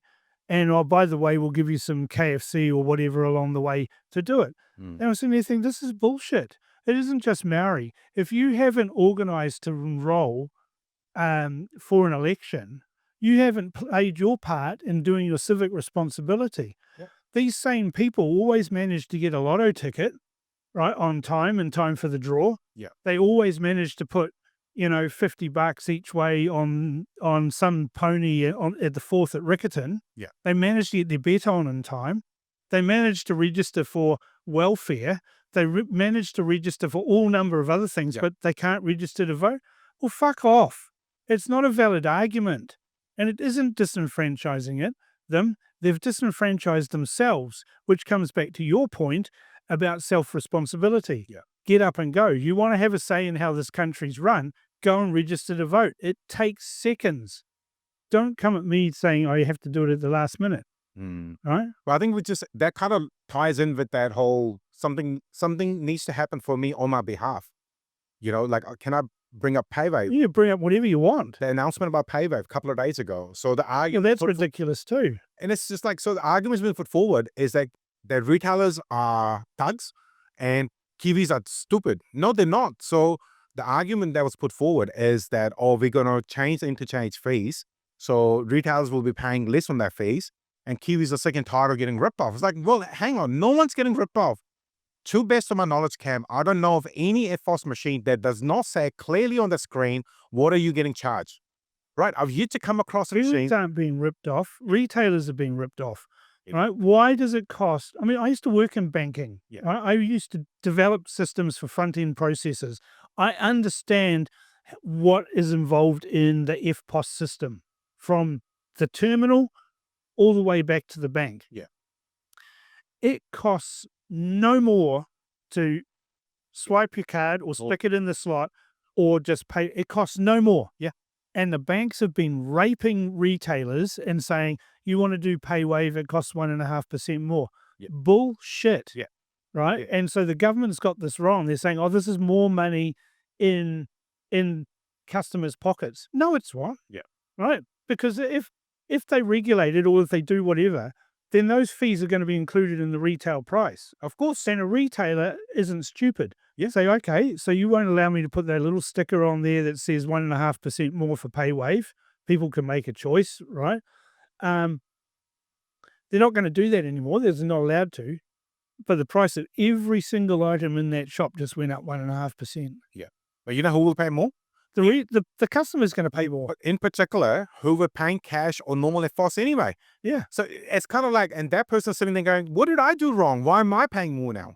You know, because these people are silly. And I want to tie it into your point, you know, you made about enrollment to vote and all that kind of stuff. They do all of this stuff. They know how much dole, how much student benefit I'm entitled to and all that kind of stuff. They know all that. So they've lived this life of entitlement, and when they get to the EFTPOS screen, they can't decide if they're going to make a transaction or not. They can't read this little square that very clearly says there's going to be either an 18-cent surcharge or not. You can insert your card and pay less. And why is this a policy that the government needs to focus on? I can name endless number of things the current government should be focusing on. But it's kind of like, why would you bring this up? Who are you trying to help? You know, at the end of the day, someone has to pay, and it's not going to be retailers. They're struggling. It's like the healthy homes rules. They said, oh, the landlords will absorb that. No, they won't. No. Of course they won't. No. What they'll do is when the tenant leaves, Yeah. they'll make the house a healthy home compliant house, and whatever it costs, they'll amortize over 12 months, and that's what the increase in rent is. Yeah. Yeah. And will it go down after 12 months? No, it won't. Yeah. You know, the governments drive me nuts. Politicians drive me nuts because they've got no lived experience, and they think that if they pull this, you hear Labor in particular, they love it. They go, we're going to pull every lever we can. Well, this isn't like Thomas the Tank Engine and the Fat Controller where we're pulling levers and things left, right, and center. This is real life. Yeah. If you send a signal to the market, right, that you have to spend money to bring your house up to a certain standard. Yeah. Well, they're not going to do it for free. Yeah. They're not going to do it out of the goodness of their heart. Yeah. And yet these idiot politicians say, oh, well, you know, we're doing this to help people. Well, they're not doing it to help people. They put in the systems, the heating, all of these things. You still can't make the tenant turn it on. Yeah. All right. Yeah. You still can't make them turn it on. You can't make them open their windows every morning and air the house. Yeah. Right. You would see this in Hamilton in winter, right? Places full of mold. Yeah. Because they never open their windows. Yeah. I bet you the first thing you or your wife does in the morning when you get up is you open all the windows. Of course. Let the breeze through. Yeah. Yeah. But the thing is, I don't know, you get to a point where it's like, are we trying to, you know, it shouldn't be a politician's job to tell people how to live. It should be just very minimum to govern, you know, make sure the roads are built, right? The water's flying. Good hospitals. That's it. Real basic stuff. Law and order. That's it. You know, anything above that is nice to have, and quite often we don't need it. We don't need all this bureaucracy. You know, look at all these people in Wellington. I genuinely wonder what they do, Cam. There's thousands of them on 200,000 plus salary, 150,000 salary. What do they actually help with? They're writing regulations to make people's lives difficult. Yeah, you know, it's So I maintain that we should have a good old fashioned decimation of the civil service and then decimate it again. Right? You could easily get rid of 10%. National campaigned on putting a cap on civil servants. Guess how many they've cut? Almost none. Yeah, there we go. Back to kind of hard. They haven't even gone back to that. Yeah. They haven't even gone back to 2017. Yeah. They haven't even approached that. So it's all talk. Yeah. Isn't that a risk, though, that you will end up like that, being a politician? That you'll get in there and the system actually grinds you down? Okay, I'll give you a small example. Election night, right? Yeah. Happened. It's a Saturday, I believe. Yeah. Right? Friday morning after I was on TV1, back in activist mode. So I have not changed and I will never change. Good. If something needs to be called out and I still call out, like I'm on a ministerial panel and there's certain things not happening, I'll still activate and get the word out and say, hey, look, this is not happening. This is how it should be happening. And I guess this is the whole thing, Cam. I spoke to someone about this recently. I'm not into politics for income. I'm so blessed with my little business I have. I'm only doing it, and we started, by talking it to bring it back to the way me and my brother and my mom and dad prospered. Then my wife came along, my two kids. The worry I have is my two kids. Are they going to be able to enjoy and prosper in New Zealand the way I prospered in a short window? And I'm very respectful of that as well. 24 years isn't a long time. No. I heard you and Chris Trotter talking, and you guys are coding stuff from 60s and 70s. Yeah. And with your engagement with your dad and people he knew in politics, it's like, I'm just I've been on a short journey. And in that quick time, you've changed it so much. They can see the problems that's creating as well. It's not like, we're just letting it go for the sake of it. But, let's bring the dial back, Can I give you something very little to think about education? Yeah, absolutely. So, any number of friends and family we have in Hamilton at the moment, not just Indian, Chinese also, or Korean, but let's just say Asians, and put Indians into it. All of us are actually having our kids do a education platform either in India and China twice a week. Right. And it's a massive thing. No one's talking about it. And I'm sure in Auckland it'd be the same because people like my wife, who are a lot more educated than me, is a lot more passionate about education. She's sick and tired of our education system. And we are leaps and bounds behind everyone else in the Western world. So Miles behind. what do? We don't go to concerts. We use that money to put our kids through these platforms to get them a little bit better educated. And here's another challenge for you. My daughter goes to Road to Junior High School. You look at the post they did a couple of days ago, the first half of the year, awards been given, all that. Yep. You look at those photos and have a guess what faces they are. They're all Indian, Chinese, Korean, top of the class this, top of the class, that kind of stuff. And they're not getting any extra. The parents are not even wealthy, but they are prioritizing their lives in a way. They can see the problem. New Zealand education system is not that good, and they're stretching their budget even more to put them through systems overseas to bring them up so they get the jobs in Frontiera, in the ASBs, or even overseas, get a job, at a high level. Not just, life be sweet. Well, life will not be sweet. You have to work hard. See, that's the attitude that I like. And I guess how old were you when you came to New Zealand? I was 17. 17. So that life isn't sweet. Mate, I've seen poverty. And if anyone wants to debate with me that they see poverty in New Zealand, I can spend a lot of time debating that with them. I've seen real poverty, Cam. I'm sure you have as well. In Fiji also, not very far from here, Well, I know that the house that we lived in Statham Street in Suva, and it's Suva Point's one of the most exclusive parts of Suva.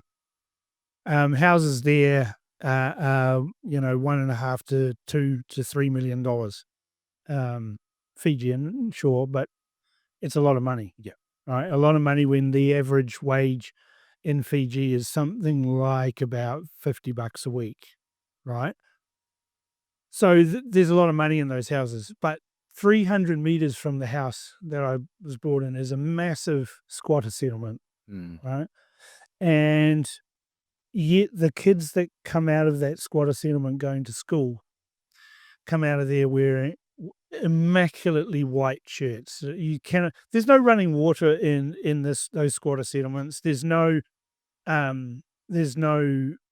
flush toilets or sewage systems or anything like that. Things are done with buckets, centralized collection points and things like that. But those parents put those kids through school. They come out of school. Sure, they're wearing bare feet, but everyone in Fiji wears bare feet when they're young. I mean, I don't think I wore anything on my feet for the first year of my life. Yeah, it's probably why I've got such wide feet. But they come out of those squatter settlements immaculately dressed to go to school. There you go. And they go to school, and they don't get driven to school. They don't get dropped off by mum in the Range Rover. Yeah, right. They walk to school. Now it might be 5 Ks, but they walk to school, and they walk home again. and they're in these immaculate uniforms, Yeah. living in squatter settlements. And that tells me that those parents, that those people who, even though they're living in poverty, if you get a cyclone comes through, your house might just disappear, or whatever it is, and redistributes all of the housing around various bits that land on your bit. And Yeah. but they value education. They really value education, Yeah. and they'll put whatever it takes into their kids to do better. Yeah. And yet in New Zealand, we've been told by the teacher unions, by successive governments for 30 years, that we've got this amazing education system, and yet the numbers are going down and down and down and down and down in terms of quality. And now we go, oh, we've got a crisis. This crisis hasn't happened overnight. Yeah. Right? It hasn't snuck up on us, and now we've got an education crisis. Yeah. Right? It's been a period of 30 or 40 years of social engineering, using schools to, this is where the open classrooms thing, that's an experiment that I was experiencing when I moved schools from Manurewa to Epsom. I was into an open class. There's like 3 classrooms all open together. It was mayhem. I learnt nothing. Yeah. And I knew that, 40 years ago, or more than 40 years ago. So that's when it all started. And we've got all these schools, and now the government's saying, oh, that was a failed experiment. Well, they've doomed literally tens of thousands, if not hundreds of thousands of kids to a poorer education on an experiment. Yeah, but can I chime in on that? Yeah. My daughter goes to one of those schools. Rototuna Junior High is open learning, but her and all her Asian friends are still championing through the system. Yeah. But when she turns age 30, 35, and is a guaranteed outcome, she'll have a house, people will go, oh, she's lucky.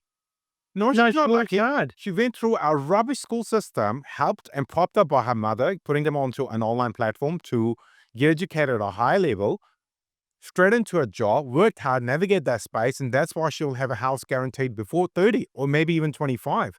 But the problem that remains, Cameron, you made a very beautiful point. We've doomed thousands of these other children. They had no chance in hell of ever owning a home, but now we've put them further down the food chain. And that is the real calamity of all of the stuff that special labor and the Green push forward, is they are making people suffer who they promise to help the most, but they don't. They make them more miserable. And it's documented repeatedly throughout the history, all of these policies, but they still bring it up every 2-3 cycles, and obviously there will be a time National Act and New Zealand First will go out. It's just the cycle of life. They'll come back in and they'll push all of this stuff again and unlock, Yeah. People have short memories. I can remember in 2008 saying that the government was going to change, that Helen Clark was going to lose. Yeah. And someone said to me, why is that? And I said, because the people who live in South Auckland that she promised to lift out of poverty, to do a whole lot of things for, are still living in the same shitty house, in the same shitty street, with their kids going to the same shitty schools. Yeah. And they've got the same shitty life, and nothing's changed for them. So they're going to vote to change. And then National will do the same to them.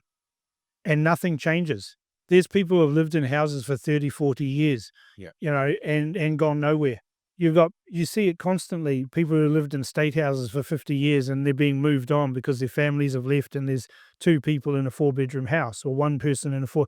They're going, this is my house. Yeah. No, it's not your house. It's the state's house. Yeah. Right. And you're just 1 person. So you need to move. Yeah.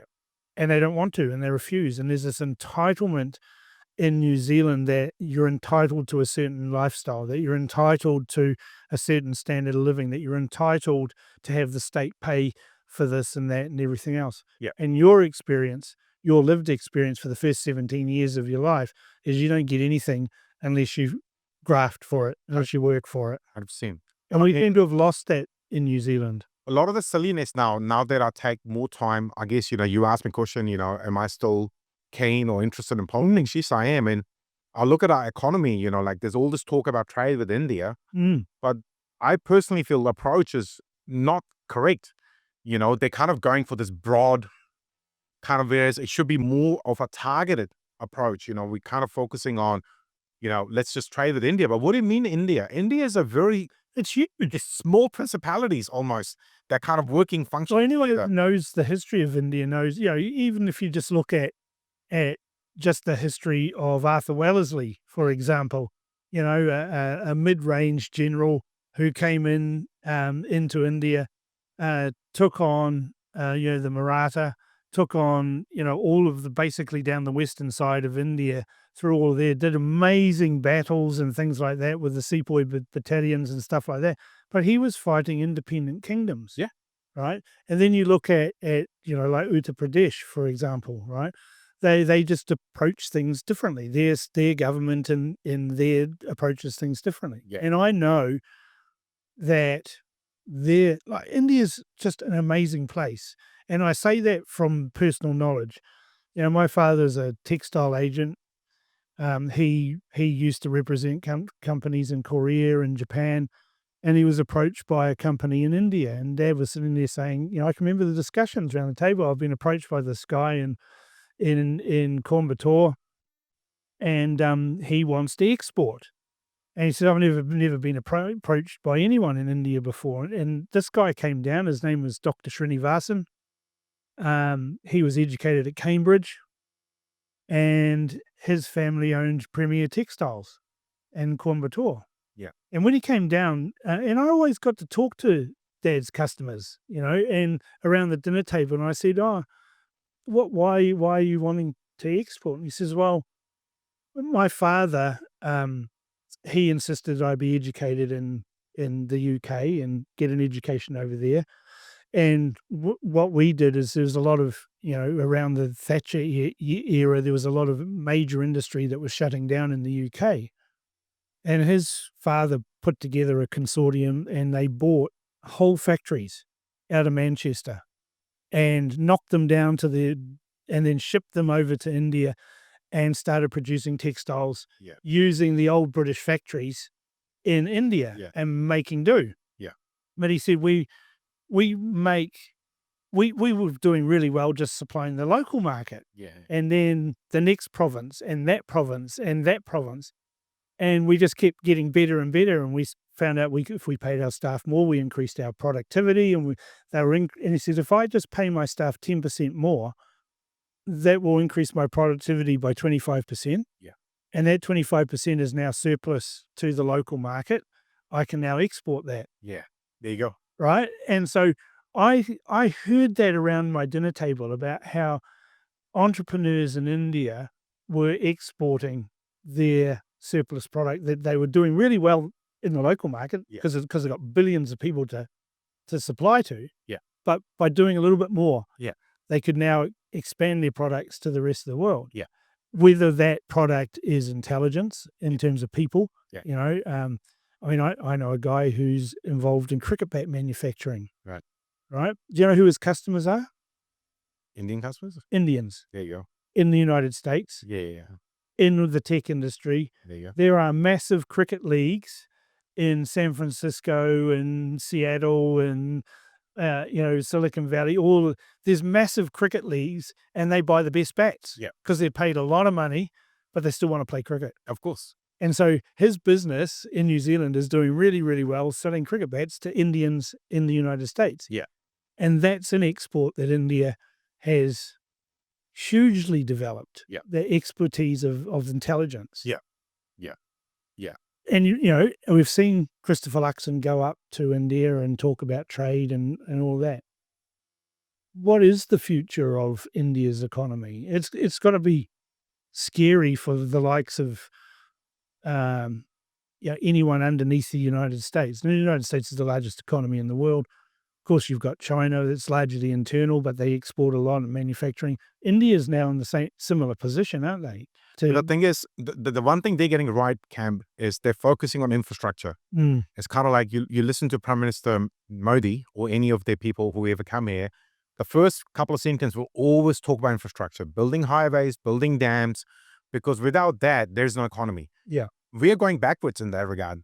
And we have been for some time, in the short 24 years I've been. When was the last time a power station was built in New Zealand? There you go. And we can't keep the ones we have going, if anything needs to be done, all that kind of stuff. But going back to India, that's what they're focusing on. They want a highway going down every corridor. So a bit of the research I've done, like where the opportunities lies. The opportunities are not in Mumbai. They're not in Chennai.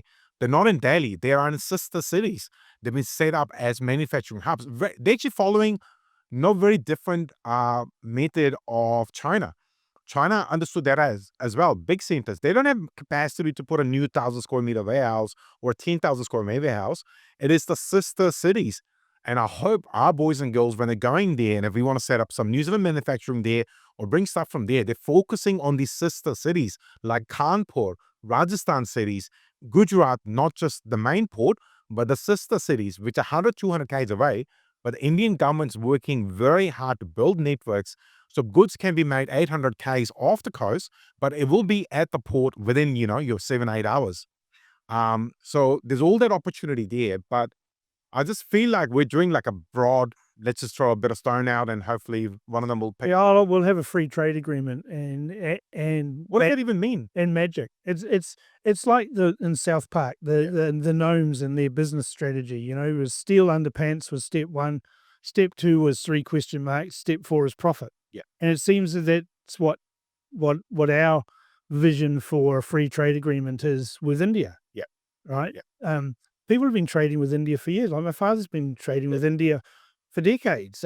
High quality textiles. Yeah. Yeah. High quality. The other thing we should be focusing on, and this is something Australia gets right, is the free movement of knowledge. So, that thing I mentioned to you about universities, Australia has stayed true to the path. COVID was a very short break. They've gone back to importing at scale people who are going to come and do these university courses. They're going to do their masters and then contribute to their economy. And that kind of cements that cultural tie and actually helps make that point. How are we actually bringing in as a migrant? Do we want more Uber drivers? Or do we want some of these boys and girls who are continually going to States? You look at any number of big startups that are coming in States now, or the big CEOs, there's a good chance every third one is an Indian at the moment. So we can trade some of the human intelligence and learn from it and actually grow our economy as well. But we kind of just, it's kind of almost like, I want to do great things, but I'm not that interested, but I'll talk to you on Monday anyway. It's kind of like, no, we have to make a commitment and stay true to it, and actually use that to harness our economy, as Australians and Canadians have done it as well. They've been getting it right for some There's time. a whole lot more benefits, in my mind, to doing business with India than doing business with China. The first one, of course, is India is a democracy. It has a rule of law. Yes, the court system and all of that can be, laborious and all of those things. But by and large, it's a law system that is very close to what we're used to. Yeah. In China, we don't have that. They're not a democracy. They used forced labor. There's a whole lot of negatives. And the Chinese are not wanting to do business for mutual benefit. They're wanting to do business for their benefit. Yeah. And there's a whole lot of ulterior motives in that. I don't see those same ulterior motives with doing business with India or Singapore or any other country other than China. Yeah. But here's something else for people to think about. I don't understand why we're trying to reinvent the wheel and get this free trade agreement. At the very least, trade. We should trade. Use those hubs in Singapore. There's companies can base in Singapore. They've got a lot more clout in India to make sure your invoice is paid, your goods will be dropped off and picked up. Why are we trying to reinvent the wheel and set up these massive trade missions taking 200 Indians with us? We could be just using those existing systems to try and grow the trade first. But no, we want to jump a whole lot of hoops and go, now, I want a document that says it's FTA. Whereas India is looking at us and going, what can you really give us? We'll put ourselves to you. We can't sell them beef, can we? No, we can actually, and we do, but not in a big number. Yeah. I've eaten New Zealand steak in Delhi, actually, believe it or not. I've always maintained that sacred cows make the best hamburgers. Probably just lost one Hindu voter. But it is what it is. No, I doubt I've lost anybody. They'd probably laugh as well because it's a joke. Well, probably eating a hamburger at the moment, yeah. But the thing is, why are we trying to reinvent the wheel? And all these things are in place. All these other sister countries that we've also traded with and we trust and respect, they have these things in play in India. We could be piggybacking that to get greater outcomes, how to get goods there faster, quicker, make sure everyone's paid. They've got these companies, they've been trading in India for 30, 40, 50, 100 years. There's got relationships. There we go, political and bureaucratic, which is very important, right? You got to have both. Because as you say, it's a democracy. Government can go. But if you have that bureaucratic understanding as well, it's very, very important. So you can have continuation. Politicians come and go, the bureaucracy stays. 100%. Yeah. Yeah. Yeah. I mean, I've had small experience with that, kind of coming across some of these boys and girls, and you kind of look at them and you just get the sense, the way they look at ministers, like, well, you're only going to be here for 6 to 9 years. I've been here 35 years and I've still got 10 more to go potentially. So I don't really have to listen to you, but I'll play the nice game. That's the same thing that I had, back when you read Dirty Politics. Of course. I got asked by a journalist. I was in Israel at the time. I got asked it was Lisa Rowan. She said, are you going to apologize to John Key? And I said, oh, what for? I haven't done anything wrong. So you've embarrassed him. I said, that's his problem. Yeah. No, not mine. She says, oh, you seem very flippant. I said, well, I've met every prime minister from Rob Muldoon onwards. Yeah. Right? Eventually, their time comes to an end and their phone stops ringing, and I'm still here. So politicians come, politicians go. And I see people say, oh, if we don't get rid of this government, we'll never get rid of them. I say, history says otherwise. Yeah. Their time will be over at some point. Their time is over. Like, politicians come in, they almost never do anything good. They often do damage, and then they leave. Yeah.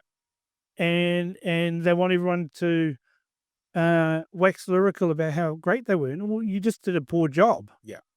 We don't seem to have politicians that do a great job. Yeah. And we laud politicians that seem to almost do nothing. Yeah.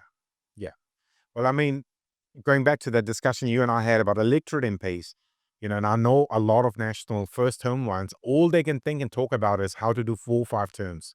Yeah. Not what's the best for the country. No, how can I get re-elected for 4 terms? Yeah, I can stay here for 4. Well, 3 is a given, really, Ash, but 4 would be good and 5 is golden. Yeah. And I'm thinking, that's amazing. Your outlook on life. Don't you have a business or a job you could go back to? I mean, at the worst, you'll get dole anyway. There's guaranteed outcome.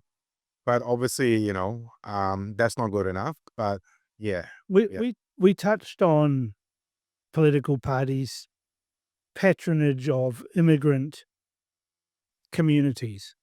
And often it's an arrogant patronage, almost taking them for granted. I've seen it in the Labour Party. I've seen it in the National Party. I was at New Zealand First's campaign opening at the last election. I was there as a reporter. I was doing interviews. I interviewed Winston Peters, but there was a huge contingent of Indians that arrived in buses, like hundreds. I know of that day. Yeah. I was being facilitated at a religious facility, and I had arrived on time, but they were rushing me through my facilitation because these buses were going to leave Papatoi Gurudwara to go to the New Zealand First, and I was just laughing. It's just like, oh, yeah. So New Zealand First has a certain percentage of the Indian community that support them. Of course.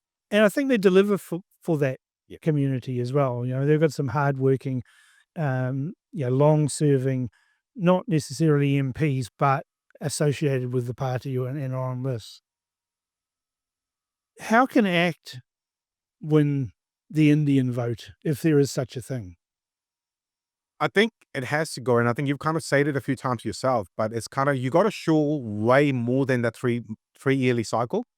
You got to go to the temples, I mean, if you look at the Indian community, it's predominantly Sikh and Hindu. Yes. More Hindu and then Sikh. These people are very deeply religious, very cultural, obviously driven by cricket and all that kind of stuff. How can you demonstrate to them that you're going to help them? We've talked about education. It's not about just going to the functions and taking selfies and all that kind of stuff. That moment dies and then you kind of forget. Is get in front of them, not just make a promise, but deliver on better education. Because this is why their boys and girls, when they come out of uni, they're going to Australia and Canada, and we're left with the 2 old people to run the dairy. Yeah. So how are we going to take the conversations further than that, but also spend the time on the ground? Like, I'm spending a lot of time on the ground at the moment, out of free will of my heart. I don't get paid to do it, especially in Auckland. Like, my wife jokes, she's like, you seem to be spending 2 days a week in Auckland. It's like, yeah, because I can sense the power. The power is seeking you. You just got to go and talk to the power and demonstrate to them that I'm listening to you and I'm feeding your ideas further up the food chain, what needs to be done. Like the biggest thing is migration, obviously, the migrant Yep. status and all that kind of stuff. Have meaningful conversations. I've been blunt enough to say to them, hey, look, we don't need more Uber drivers. We need more university graduates. And it sounds rude to say, but say to their face so they understand. And when they're communicating with friends back in India, they say, hey, look, they're not looking for uneducated Uber drivers or half-educated Uber drivers. They're looking for more university graduates.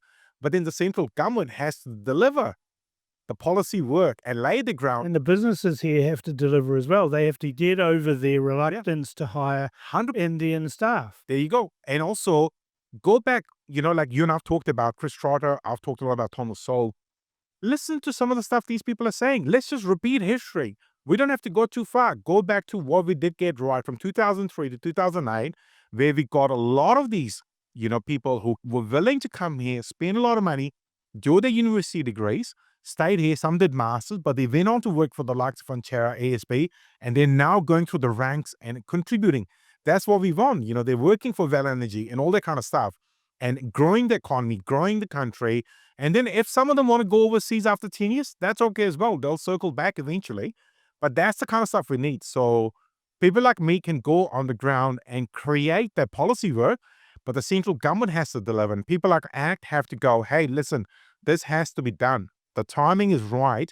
We're talking about a trade agreement with India, but we've got to deliver on all this other stuff that Indians need as well. It can't be just like, okay, let's have a photo and I'll throw a cricket ball at you and we'll all laugh in the street.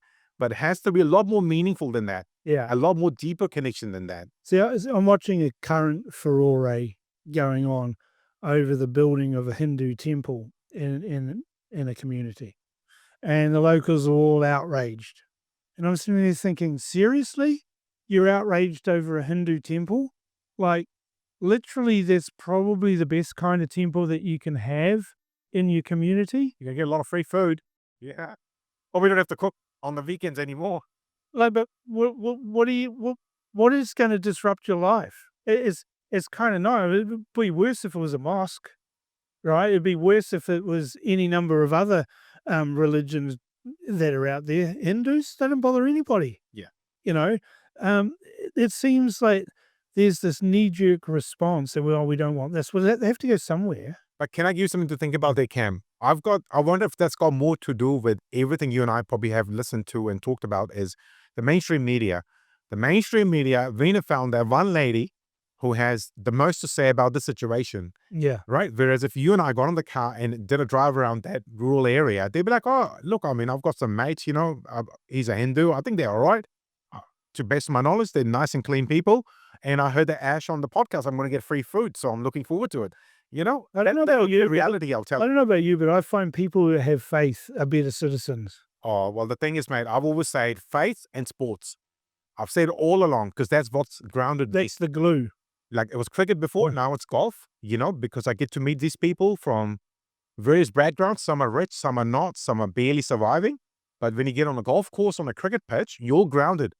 The ball's going to come hit you in the face or hit the bat at the same speed if you're a billionaire or, some poor guy. So faith in sports, people getting together on the weekends, doing something nice together, that's got to be, that's got to be the solution. And what it has been for a long time.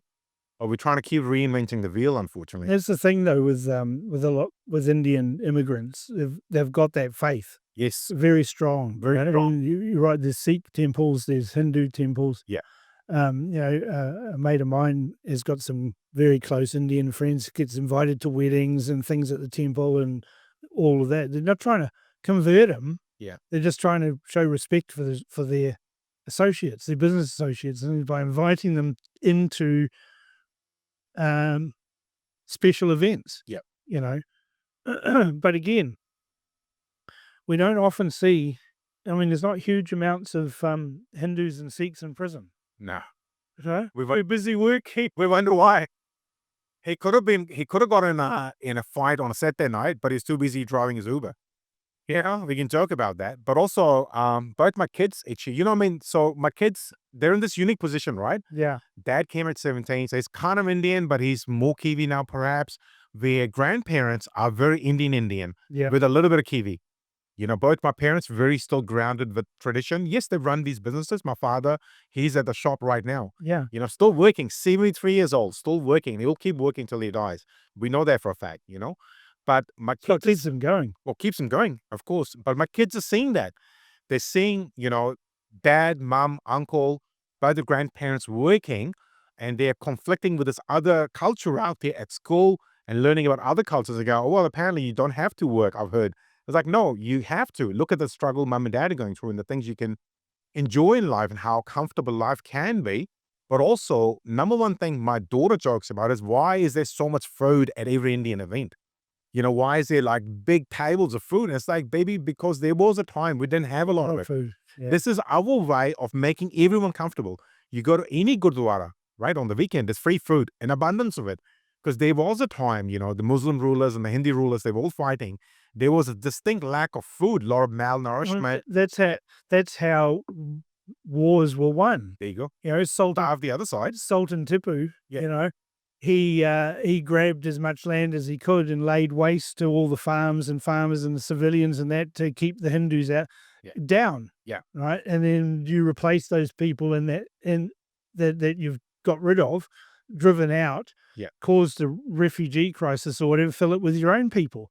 That's how things happened for thousands of years. Yeah. It wasn't until Arthur Wellesley came along and destroyed this, actually killed the Sultan Tipu, right? But I'd relate that to, I do watch a lot of stuff the Green Party has to say, as you should. Everyone should. I think we should all be scared. Keep your eyes open. And you look at the way they go after farmers, and I'm like, what are you up to? Like, you don't want them to grow the food here sustainably in a much cleaner way. And would you rather import it from Indonesia, India, and China, where practices are a whole lot different? We're growing probably the best stuff here, and they continually want to get in the way. And it's like, I just don't understand what you're trying to achieve with I think it's just jealousy. I think it is their communist, socialist outlook on life that they perceive farmers to be rich and therefore they're evil. And it's the same attitude that is now pervading the Integrity Institute with Bryce Edwards. Yeah. Right? In their charter, in their deed of trust, they clearly say they were going after businesses, people who enrich themselves through lobbying or doing all of these things. Yeah. Lobbying is how things happen.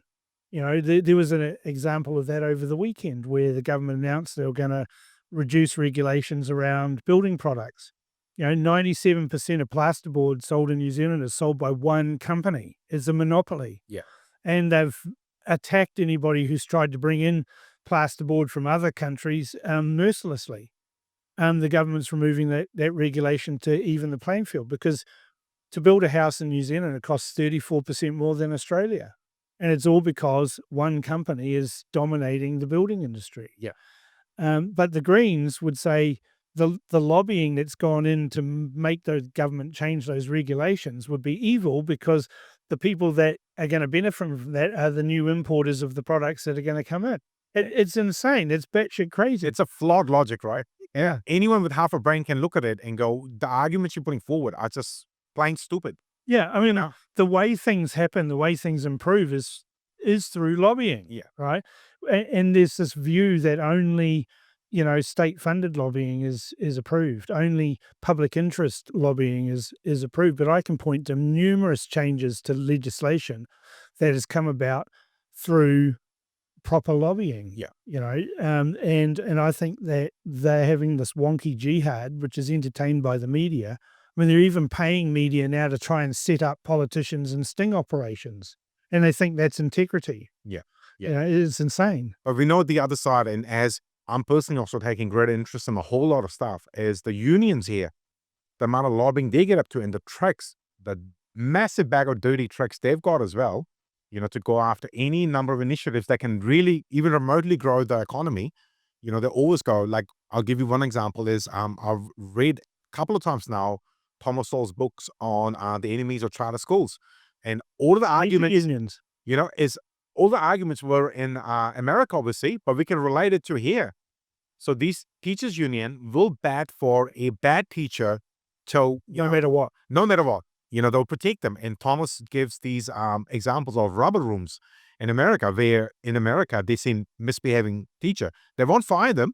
It costs $500,000 to go through the process. So we'll just keep paying them. They could be an alcoholic. They could be not performing well. And also, we've already talked about it. Education system is very poor.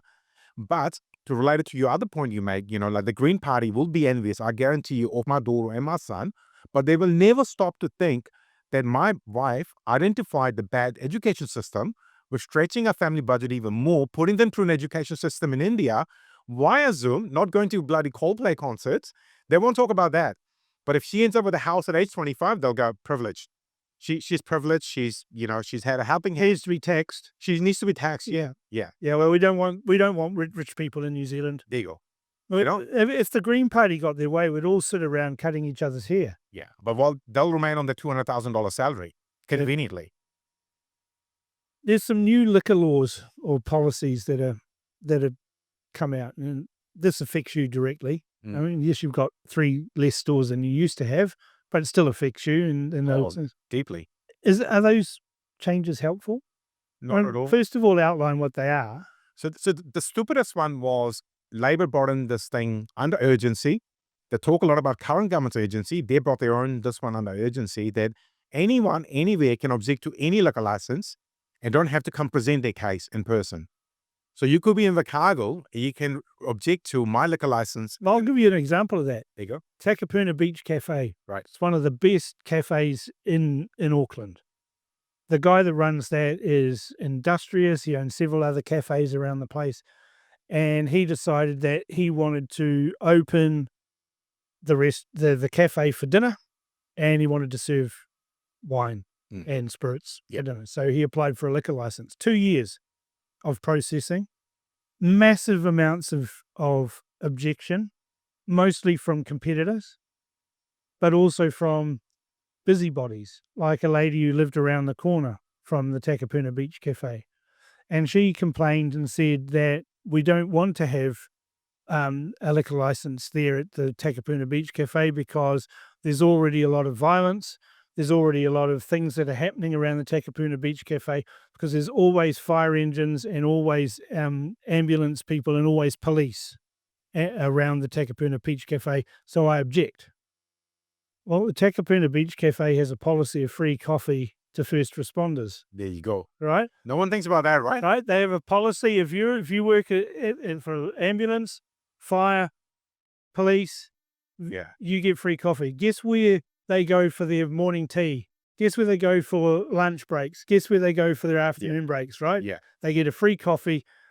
Of course, they buy other things, but the coffee's free. Yeah. And that's why there's ambulances and police and everything. But this old bat was someone who objected. Yeah. They had to then address that objection.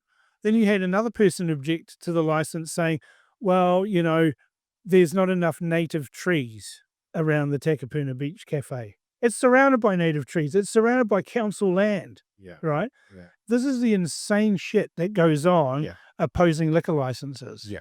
Yep. So like in our case, we've had multiple objections and we go through the lawyer process. It's 23 grand it costs you. But I can give you a couple of examples. Yeah. So like our Narawa liquor store got objected to. It was some Maori body. And they highlighted all these issues. There's all these sensitive sites, which are childcare centers, all that kind of stuff. But the liquor store was there already. The other people decided to open around me. And then they say, well, okay, you must accept this condition. You will close at 7 while everyone else closes at 10. You must close at 7 or you stop selling cask wines or you stop selling products under $6 because that's their view, how they're going to solve people's problems around liquor, right? And if you don't accept those, we're going to object and you're going to go down the ALA route, which is the $24,000. So in this case, Cam, I stood firm. I said, look, I'm not accepting any of it. The only one I can accept is probably the $6 one. I don't mind. I don't want those people coming in my shop anyway. But there's a lot of licenses out there which are going through that process and thousands upon thousands of dollars are getting spent on lawyer fees. I'm friends with a lot of these lawyers. They're just printing cash at the moment. And no bit of movement is happening. And if you wanted to change communities, safety or any other kind of stuff. There's, talking about lobby groups, there's a couple of these lobby groups, and they're using a particular lawyer. There could be great interest work for you as well. Look into how is the funding coming for this lawyer. Seems to have all this time to object to all these licenses where they quite often don't even live. It's like, what do you got? You're in Auckland. Why you object to a license in Narawaya or somewhere else. But also, liquor license and the ability to keep it is probably one of the hardest things. So all that thing is in place. The excise is made, the tax is made. Why are you coming to me? I'm not the problem. If someone's getting in a fight, why is police and justice not sorting that out? How is that always my problem that this guy has gone and taken the box away? I've done my legal thing, but somehow it's the supermarket and the liquor store owner's fault if he gets in a fight later because we're not serving them drunk. So if you want to solve some of those problems, Yeah, so do it on that way. if someone comes into your stores absolutely cooked, you won't sell them booze. Why would I? Why would I risk my liquor license? Mm. Or anyone would, you know? Why would you risk it? But to then say that we're going to object to your license and you must accept these conditions, and if you don't, under the new policy label left, it just, Well, that's blackmail. it is blackmail. 100% it is, you know? But the thing is, the current coalition government has promised to look into it, but hasn't kind of made further up the food chain. Parmjit has a private member's bill on it that you should only object if you live within 1 kilometer, which I think is Which sensible. is interesting because the lobbyists who want to close down liquor stores and vaping stores and everything would always say, oh, we shouldn't have any of these stores within 1 kilometer of a school. Now, there's tens of thousands of schools in New Zealand, and if you put a 1 kilometer radius around each of them, there'll be no liquor stores and no dairies or supermarket anywhere selling liquor anywhere in New Zealand because But in Narawaya, for example, this is the argument I gave them. There's only 30 shops. It's a tiny 1/2 kilometer strip. There's nothing else. So you're basically saying I want to pick up my liquor store and put it on a farm outside of the city. You know, what are you doing? And also remember, we talked a lot about tobacco. So you stop them, they either steal it or they buy illegal ones. Yeah. Right? Same with vapes and with liquor as well. So community has this need perhaps of some sort of wise. If we can do it in a legal way, in a nice way, keep it contained, that's always the better argument than say, no, we're going to ban you. We're going to stop your ability. Well, it won't ban anything. Well, that's the thing, right? It did, prohibition didn't work in the United States. It's never worked anywhere in the world. I mean, even in, Arab states where they have prohibition on alcohol, they're still getting drunk. Well, I mean, I'll give you an example of India. Gujarat, I don't know if you knew this, is a dry state. By the amount of booze those boys and girls can drink in that state, it's coming in. They're drinking it, right? Yeah. But that state government is not getting any tax on it, Cam. All of it's coming from Punjab, Haryana, sneaking through the borders. All of the boys and girls are drinking in the back of the hotels, but the local government is not getting any tax on it. And that's politics, right? At the end of the day, it suits someone to make the tax somewhere else, but that state's not getting anything out of it. Well, Utah's the same, right? It's a dry state. Yeah. You can buy alcohol in Utah and any of the ski resorts anywhere, even Salt Lake City. You can buy alcohol at hotels and things like that, but that's because the state has licensed all of those premises, and you're buying the alcohol off the state. Yeah. So the state says we don't want alcohol, but you can buy alcohol if you buy it off us. Yeah. Which is hypocritical and bullshit. Yeah. But they do it. But the one welcome change that has happened, which I welcome actually, if there was ever a need in the liquor licensing space, is much more better educated liquor licensing inspectors who actually do their job. So even we are currently feeling the hate. They're coming in quite often, making sure you know the law, you've got all your paperwork in play. Because a lot of the, if you want to call them dodgy or the ones who maybe will sell to a drunk under 18, they will get filtered out. That's a much better way of doing it, Compliance checking. 100%. That's a cheap investment, Make the investment, but you got to also make sure. Well, is that $20 cask wine worth your liquor license? There you go. Yeah. And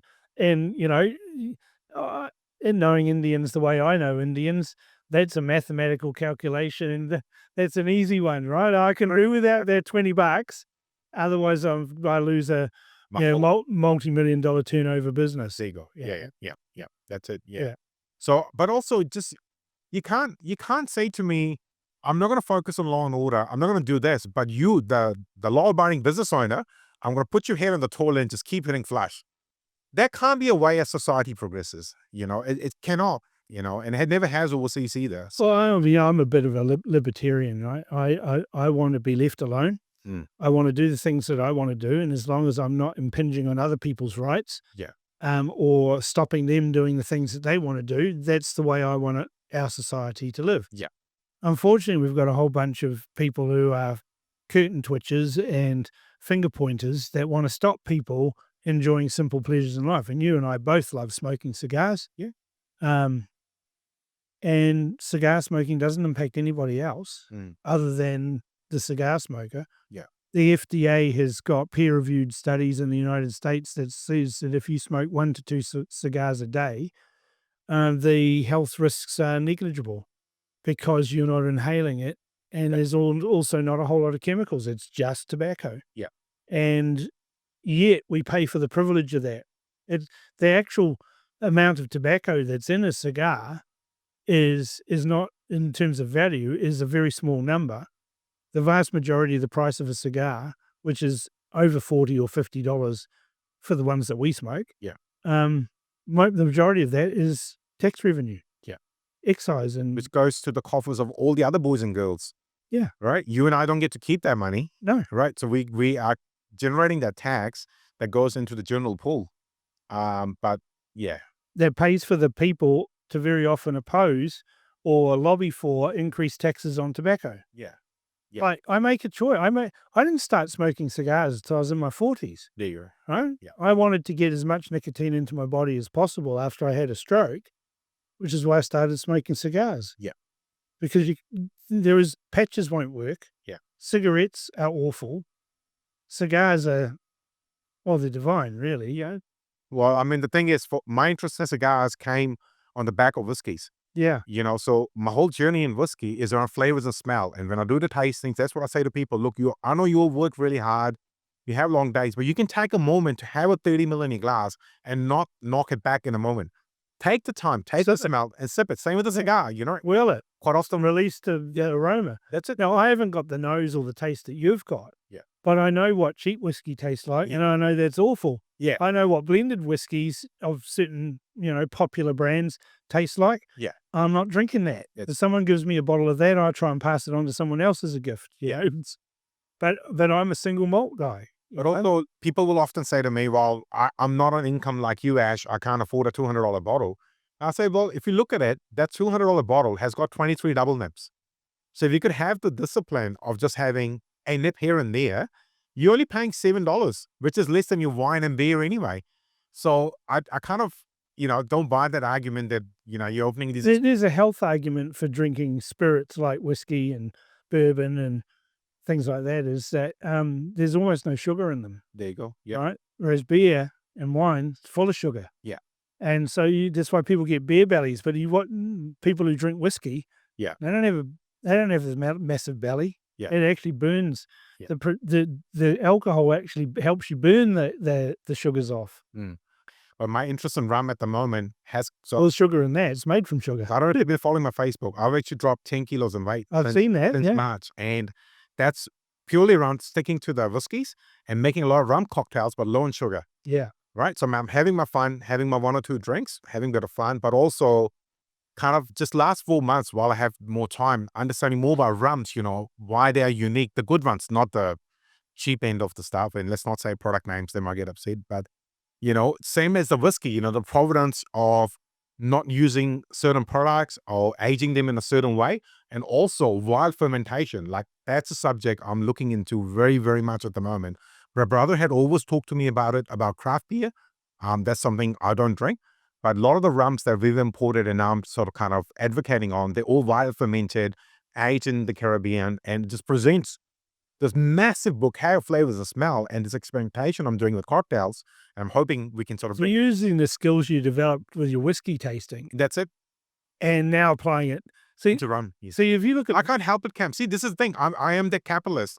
Ran a shit shop in Hanley, started 8 p.m., right? Because I was bored. Yeah. COVID helped me get it up a little, and then I'm navigating politics, but I'm still bored and I can't help bring rum into the country. Why wouldn't I? It's so easy. Anyone can do it, but you got to spend a bit of time. I like the people who go on about vodka. Right. Right. Now, because you mentioned that to me when we met at that Mount Eden, that you were involved in some way at a distillery level in Fiji. Yeah, but it kind of didn't work out because doing business in Fiji is almost impossible. For a start, the excise on alcohol, I mean, people don't know this. It's easy to make vodka. It's very easy. right? It's the easiest thing to make. Yeah. Right. Bathtub gin is second easiest, right? But you still need the botanicals and all of that. Vodka is only 2 ingredients: water True. and ethanol. There you go. Yeah. Right? Ethanol's 99.9% alcohol. Yeah. So if you import that, a drum of that, say a 200-liter drum, the tax on that in Fiji is something like $100,000 because it's an excise tax and it's based on alcohol by volume. It doesn't matter that you're bringing it in and going to manufacture it and bring it down to 40% ABV. They charge you the excise coming in. So you've got this. If you bring in a quantifiable amount, you have a tax bill of $1.2, $1.4 million as soon as it lands. Yeah. It's the same here in New Zealand. It is, yeah. Australia doesn't. Yeah. Australia. If you make the ethanol in New Zealand or make the ethanol in Fiji, that's fine. But then you've got quality issues. Yeah. And there's different types of ethanol. There's grain ethanol. There's whey. Yep, whey ethanol. Planterra has a lot of it. Planterra has a lot of whey, but you're having to buy whey it's on a commodity. It's on the world market. So you might think we've got a lot of whey and we can use that to make ethanol. Yeah. Well, you can. It doesn't kind of work. Yeah. So that kind of went by the wayside, but I learned a lot about making vodka, and it's as simple as mixing ethanol with water. Yeah. And as soon as you mix ethanol and water, it's called, they're miscible. They actually chemically join together. Yeah. And that's what vodka is. But people go on about, a good vodka and a bad vodka. There's no such thing. Yeah. Right? There's no such thing.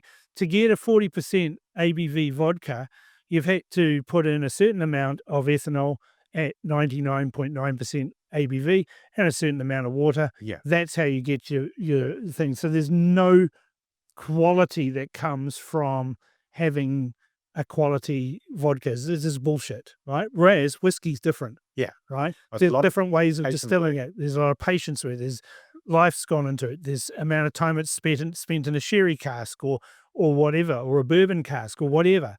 There's care and expertise and time that's gone into that, and rum is the same. But Cam, most importantly, which is lacking, and that's kind of been the key theme of our chat today, is patience.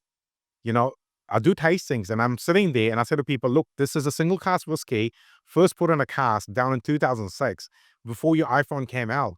And then when you start putting it like that, people go, oh, wow, actually, I can sort of relate it like that. And you kind of go, like, quite often at 8 p.m., the number one request we get is, can I get a single cask bottle from a certain year because my son or daughter was, or they were married, or I bought a company, or I sold a company, or whatever.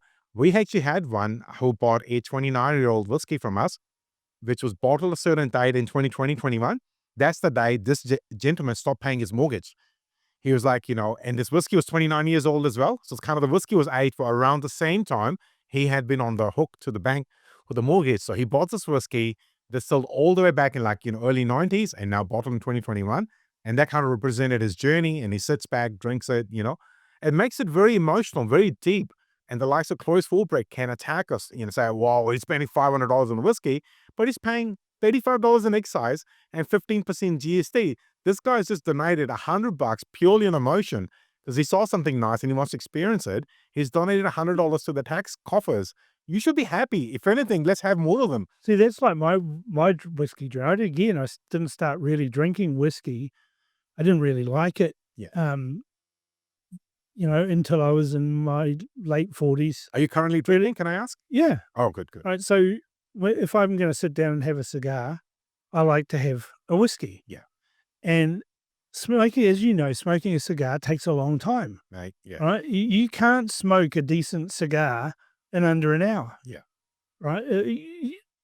If you're enjoying it, the taste. That's more the conversation as well, right? The conversation. Yeah. But even just doing it alone. Yeah. Sitting down in a chair in the sun with a whiskey and a cigar is very relaxing. I'm pouring maybe 2 fingers into a whiskey glass.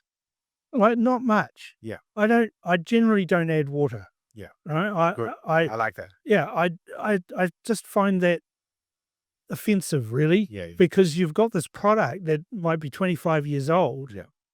That's had time and love and care put into it, to water it down. Yeah. right? Even if you put ice in it, it's watering it down, right? Even maybe whiskey stones, but I actually don't like it cold. Yeah, well, ice inhibits flavor and smell. Yeah. And I joke to people, that's why you put a lot of ice into Johnny Walker Red, to hide the crappy flavors of smell of bad sabers, to bring the burn down or whatever. But I only drink Johnny Walker Blue. You know, this is the other thing, Cam, and I find it quite sad. Like I said to you, in Cambridge, I come across a lot of these retirees, and we've kind of trapped them. You know, they've lived this long life, and the way the taxation is God, they should be enjoying the nice things in life, but they got to keep circling back to these really basic, rudimentary, entry-level whiskeys. I hope I'm making a point. Yeah. You know, like they're kind of trapped in that. Because $55 is now the price for your real basic whiskey. Whereas there was a time you could have an odd Glenfiddich every now and then, but now the Glenfiddich's gone to $100, which puts it at a lot of people's price. You know, a lot of that money obviously again goes back to the tax But coffers. you take a Glenfiddich in Fiji. Yeah. That's $200. Oh wow. All right. Yeah. Off the shelf. Yeah. $200. Yeah. It's because of the excise. The Fijian government does not want people drinking spirits. Yeah, but what do they have a lot of? Kava. Well, And now a lot of meth. we're seeing article after article. You know, it's like Gujarat. It's like, we're going to ban alcohol. Well, they're all drinking it, but another state's getting all the taxation from it. Yeah. And in this case, we're going to ban alcohol, but you know, all this meth is coming in now, which you don't control. Well, they make it in Fiji. Do they? They make the meth in Fiji. Wow, it's scary. When I first moved to New Zealand, we lived in Dinsdale. Yeah. That was a big thing. That 2001 to 3, almost every second day, the Armed Defender Squad was busting meth labs. It was a big thing back in the day. That's right. That's why you don't get them busting meth labs anymore, because it's too risky to do it. Yeah. So they get people in third world countries, or they just order it from China. Yeah. And it comes in and they bring in X number of containers, and they've got acceptable losses. Yeah. Because they know that at certain ports around New Zealand, there's not very many customs people. Right, there's 2 ports in particular, one in the North Island, one in the South Island. That's where they like to import it through, because they know maybe once a month they might lose 1 container. Yeah. They don't care. Yeah. It's the same with people who are importing illicit tobacco. Yeah. And in Australia, chop is huge, right, being imported. Yeah. Not so much here. Yeah. Right, it's actually ready-mades that are being imported. Yeah. Like you say, the double happies Yeah. But you can get fake branded cigarettes out of Cambodia for cents on the dollar. Yeah. And they're being brought in huge container loads, and again, acceptable losses. Yeah. They just don't ship them through Auckland. Yep. And where are you seeing things happening for next year? So obviously that's of big interest to me. I mean, I listen to your podcast, obviously, and I listen to a lot of other stuff. Where do you think this ship is going? I'm hoping, and I said this at the last election, and we saw some movement finally. I'm hoping that National continues to take voters for granted, and they pay maybe another 5% hit on where they're at, but ACT and New Zealand First, who are speaking directly to voters, that are touching on the topics that matter. You know, they're not doing crazy stuff. That they end up with a far greater percent, and the same 3 parties are still required to govern, because it beats Labour, the Maori Party, and the Greens. If people vote for Labour in larger numbers, but they'll never get enough. They're not going to get what Jacinda Ardern got in 2020. Yeah. They're going to need either the Maori Party or the Greens, both of which are unpalatable to anyone with half a brain. Yeah. You know, the Maori Party are deeply racist. They've got no interest actually in democracy. They're just using democracy as a wedge. And they're very divisive, yet Labour is forced to entertain them. The only wriggle in all of that is that I could see maybe New Zealand First picking up a few more and Labour picking some off up National, and then there being a Labour New Zealand First. But as long as Chris Hipkins is there, and Winston's never going to entertain that. So anything can happen in the next year. Politics is one of those games where you can be cruising along thinking nothing's happening, and then there's some sort of catalyst and there's a leadership change. Yeah. I don't generally see a leadership change in any political party. Labour maybe, but who's going to take over? Yeah. Right? New Zealand is traditionally give governments 2 terms at least. I was told this by Matt McCartan, right? And I listened to him. He's got some good things to say, and he said to me that politics is a game of two halves. If you play the first half well, you get to play the second half. Yeah, yeah. Right? So you get 3 years, and if you played that well, you get another 3 years. Yeah. If you play the whole game, the 6 years well, you'll get another half. Yeah. But by that time, we're usually sick of you, and out you go. Yeah, yeah. The last 4-term government that we had was the national government in the 1960s. All right. So it's unlikely under MMP that we will see a 4-term government. Yeah. Yeah. We saw Labor get in 2017. They had the pandemic to help them. They got in again. But then everyone was sick of them by the time they'd played both halves. So I see, as things tighten up, as an election campaign starts, as people are getting more exposed to what was reality of what sort of groupings we're looking at, I think that what we're going to see is an increase in ACT support and an increase in New Zealand First support, a decrease in national support. So they'll be on a par, and you won't have this big party with two small parties. You'll have 3 parties that are of a similar size. Yeah. Here's a thought for you, something that I bring up quite often within my friend circle. And I ask them, would you be willing to see your favorite party in opposition for 2 terms, but come out of it much stronger? And they go, oh no, we can't allow that. I was like, well, that's the sacrifice quite often political parties have to make to get a greater win in the long term. Then, we can sit here and talk about national for hours, all the problems they have and all the kind of stuff, things they don't do. Why? For once, when I came into politics, I stopped voting national and came out as an ACT candidate. That's what needs to happen. People need to divorce themselves from voting either red or blue. That's it. Right? You can put a tissue between their policies. Yeah. Right? All they're arguing about, the two of them, is the methodology of how they're going to deliver exactly the same thing. Yeah. Same misery, really. Yeah. Yeah. All you're doing, swapping the red shirt for the blue shirt, is getting a bald Jacinda in this case. Yeah. Right? We need to divorce ourselves on that. We need to be more mature, and we need to entertain supporting some of the minor parties. Yeah. Be that ACT, if that's where you want to go, do that. Yeah. I admire a lot of ACT's policies. Excuse me. Or vote New Zealand First. Yeah. Because they're a nationalist party. Literally their ethos is on their name. Yeah. They're New Zealand First, everyone else second. You're never going to find a party that's going to give you 100%. Of course. Right? But I'm no longer the kind of person who blindly votes national because mum and dad did. Or I blindly vote national because I can't be thinking of Labor being in charge. Yeah. I've seen enough elections, been involved in politics for damn near 45 years, been involved in politics to know that a bad government we can always vote out. We don't have a culture of coups or anything like that. We don't have a culture of violence. If someone isn't wanted, we vote them out. Yeah. And that has happened time and time again. We got rid of Helen Clark. We got rid of John Key and Bill English. We got rid of Jacinda. Yeah. We can survive. If we can survive Helen Clark and Jacinda, we can survive anything. Well, I think, I wish I brought it up before, but I'll bring it up now. I think if anything, a lot of these minority groups, they just don't understand the power of their party vote. Like that was my war cry during election. It's like, why 2 ticks blue or why 2 ticks red? Like you tell me one policy you like of these. It's like, oh, well, I like the leader. And it's like, no, but what policy? I'm here to tell you my policy. Here's my pamphlet. Let's have a short debate. But they go, now 2 ticks. And that's where they've had that monopoly. It's like, no, you are not understanding. You are giving your free will by not using your party vote properly. Yeah. And that's where the New Zealand First and the ACT come into power.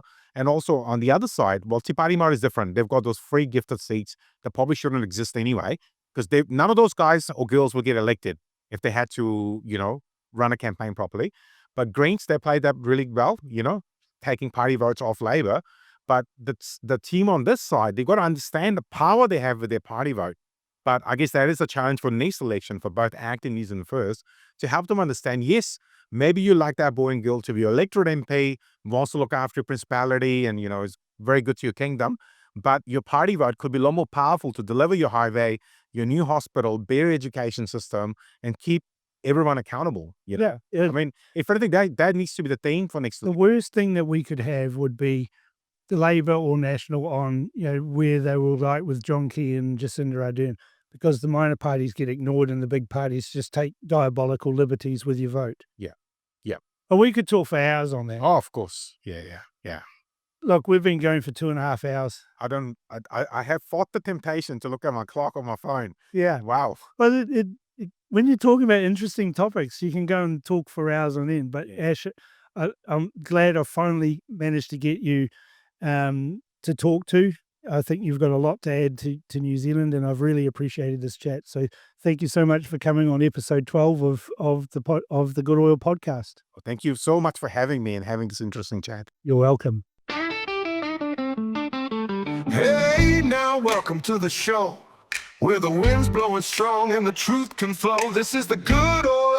Catch a vibe today with Cam Slater leading us all the way.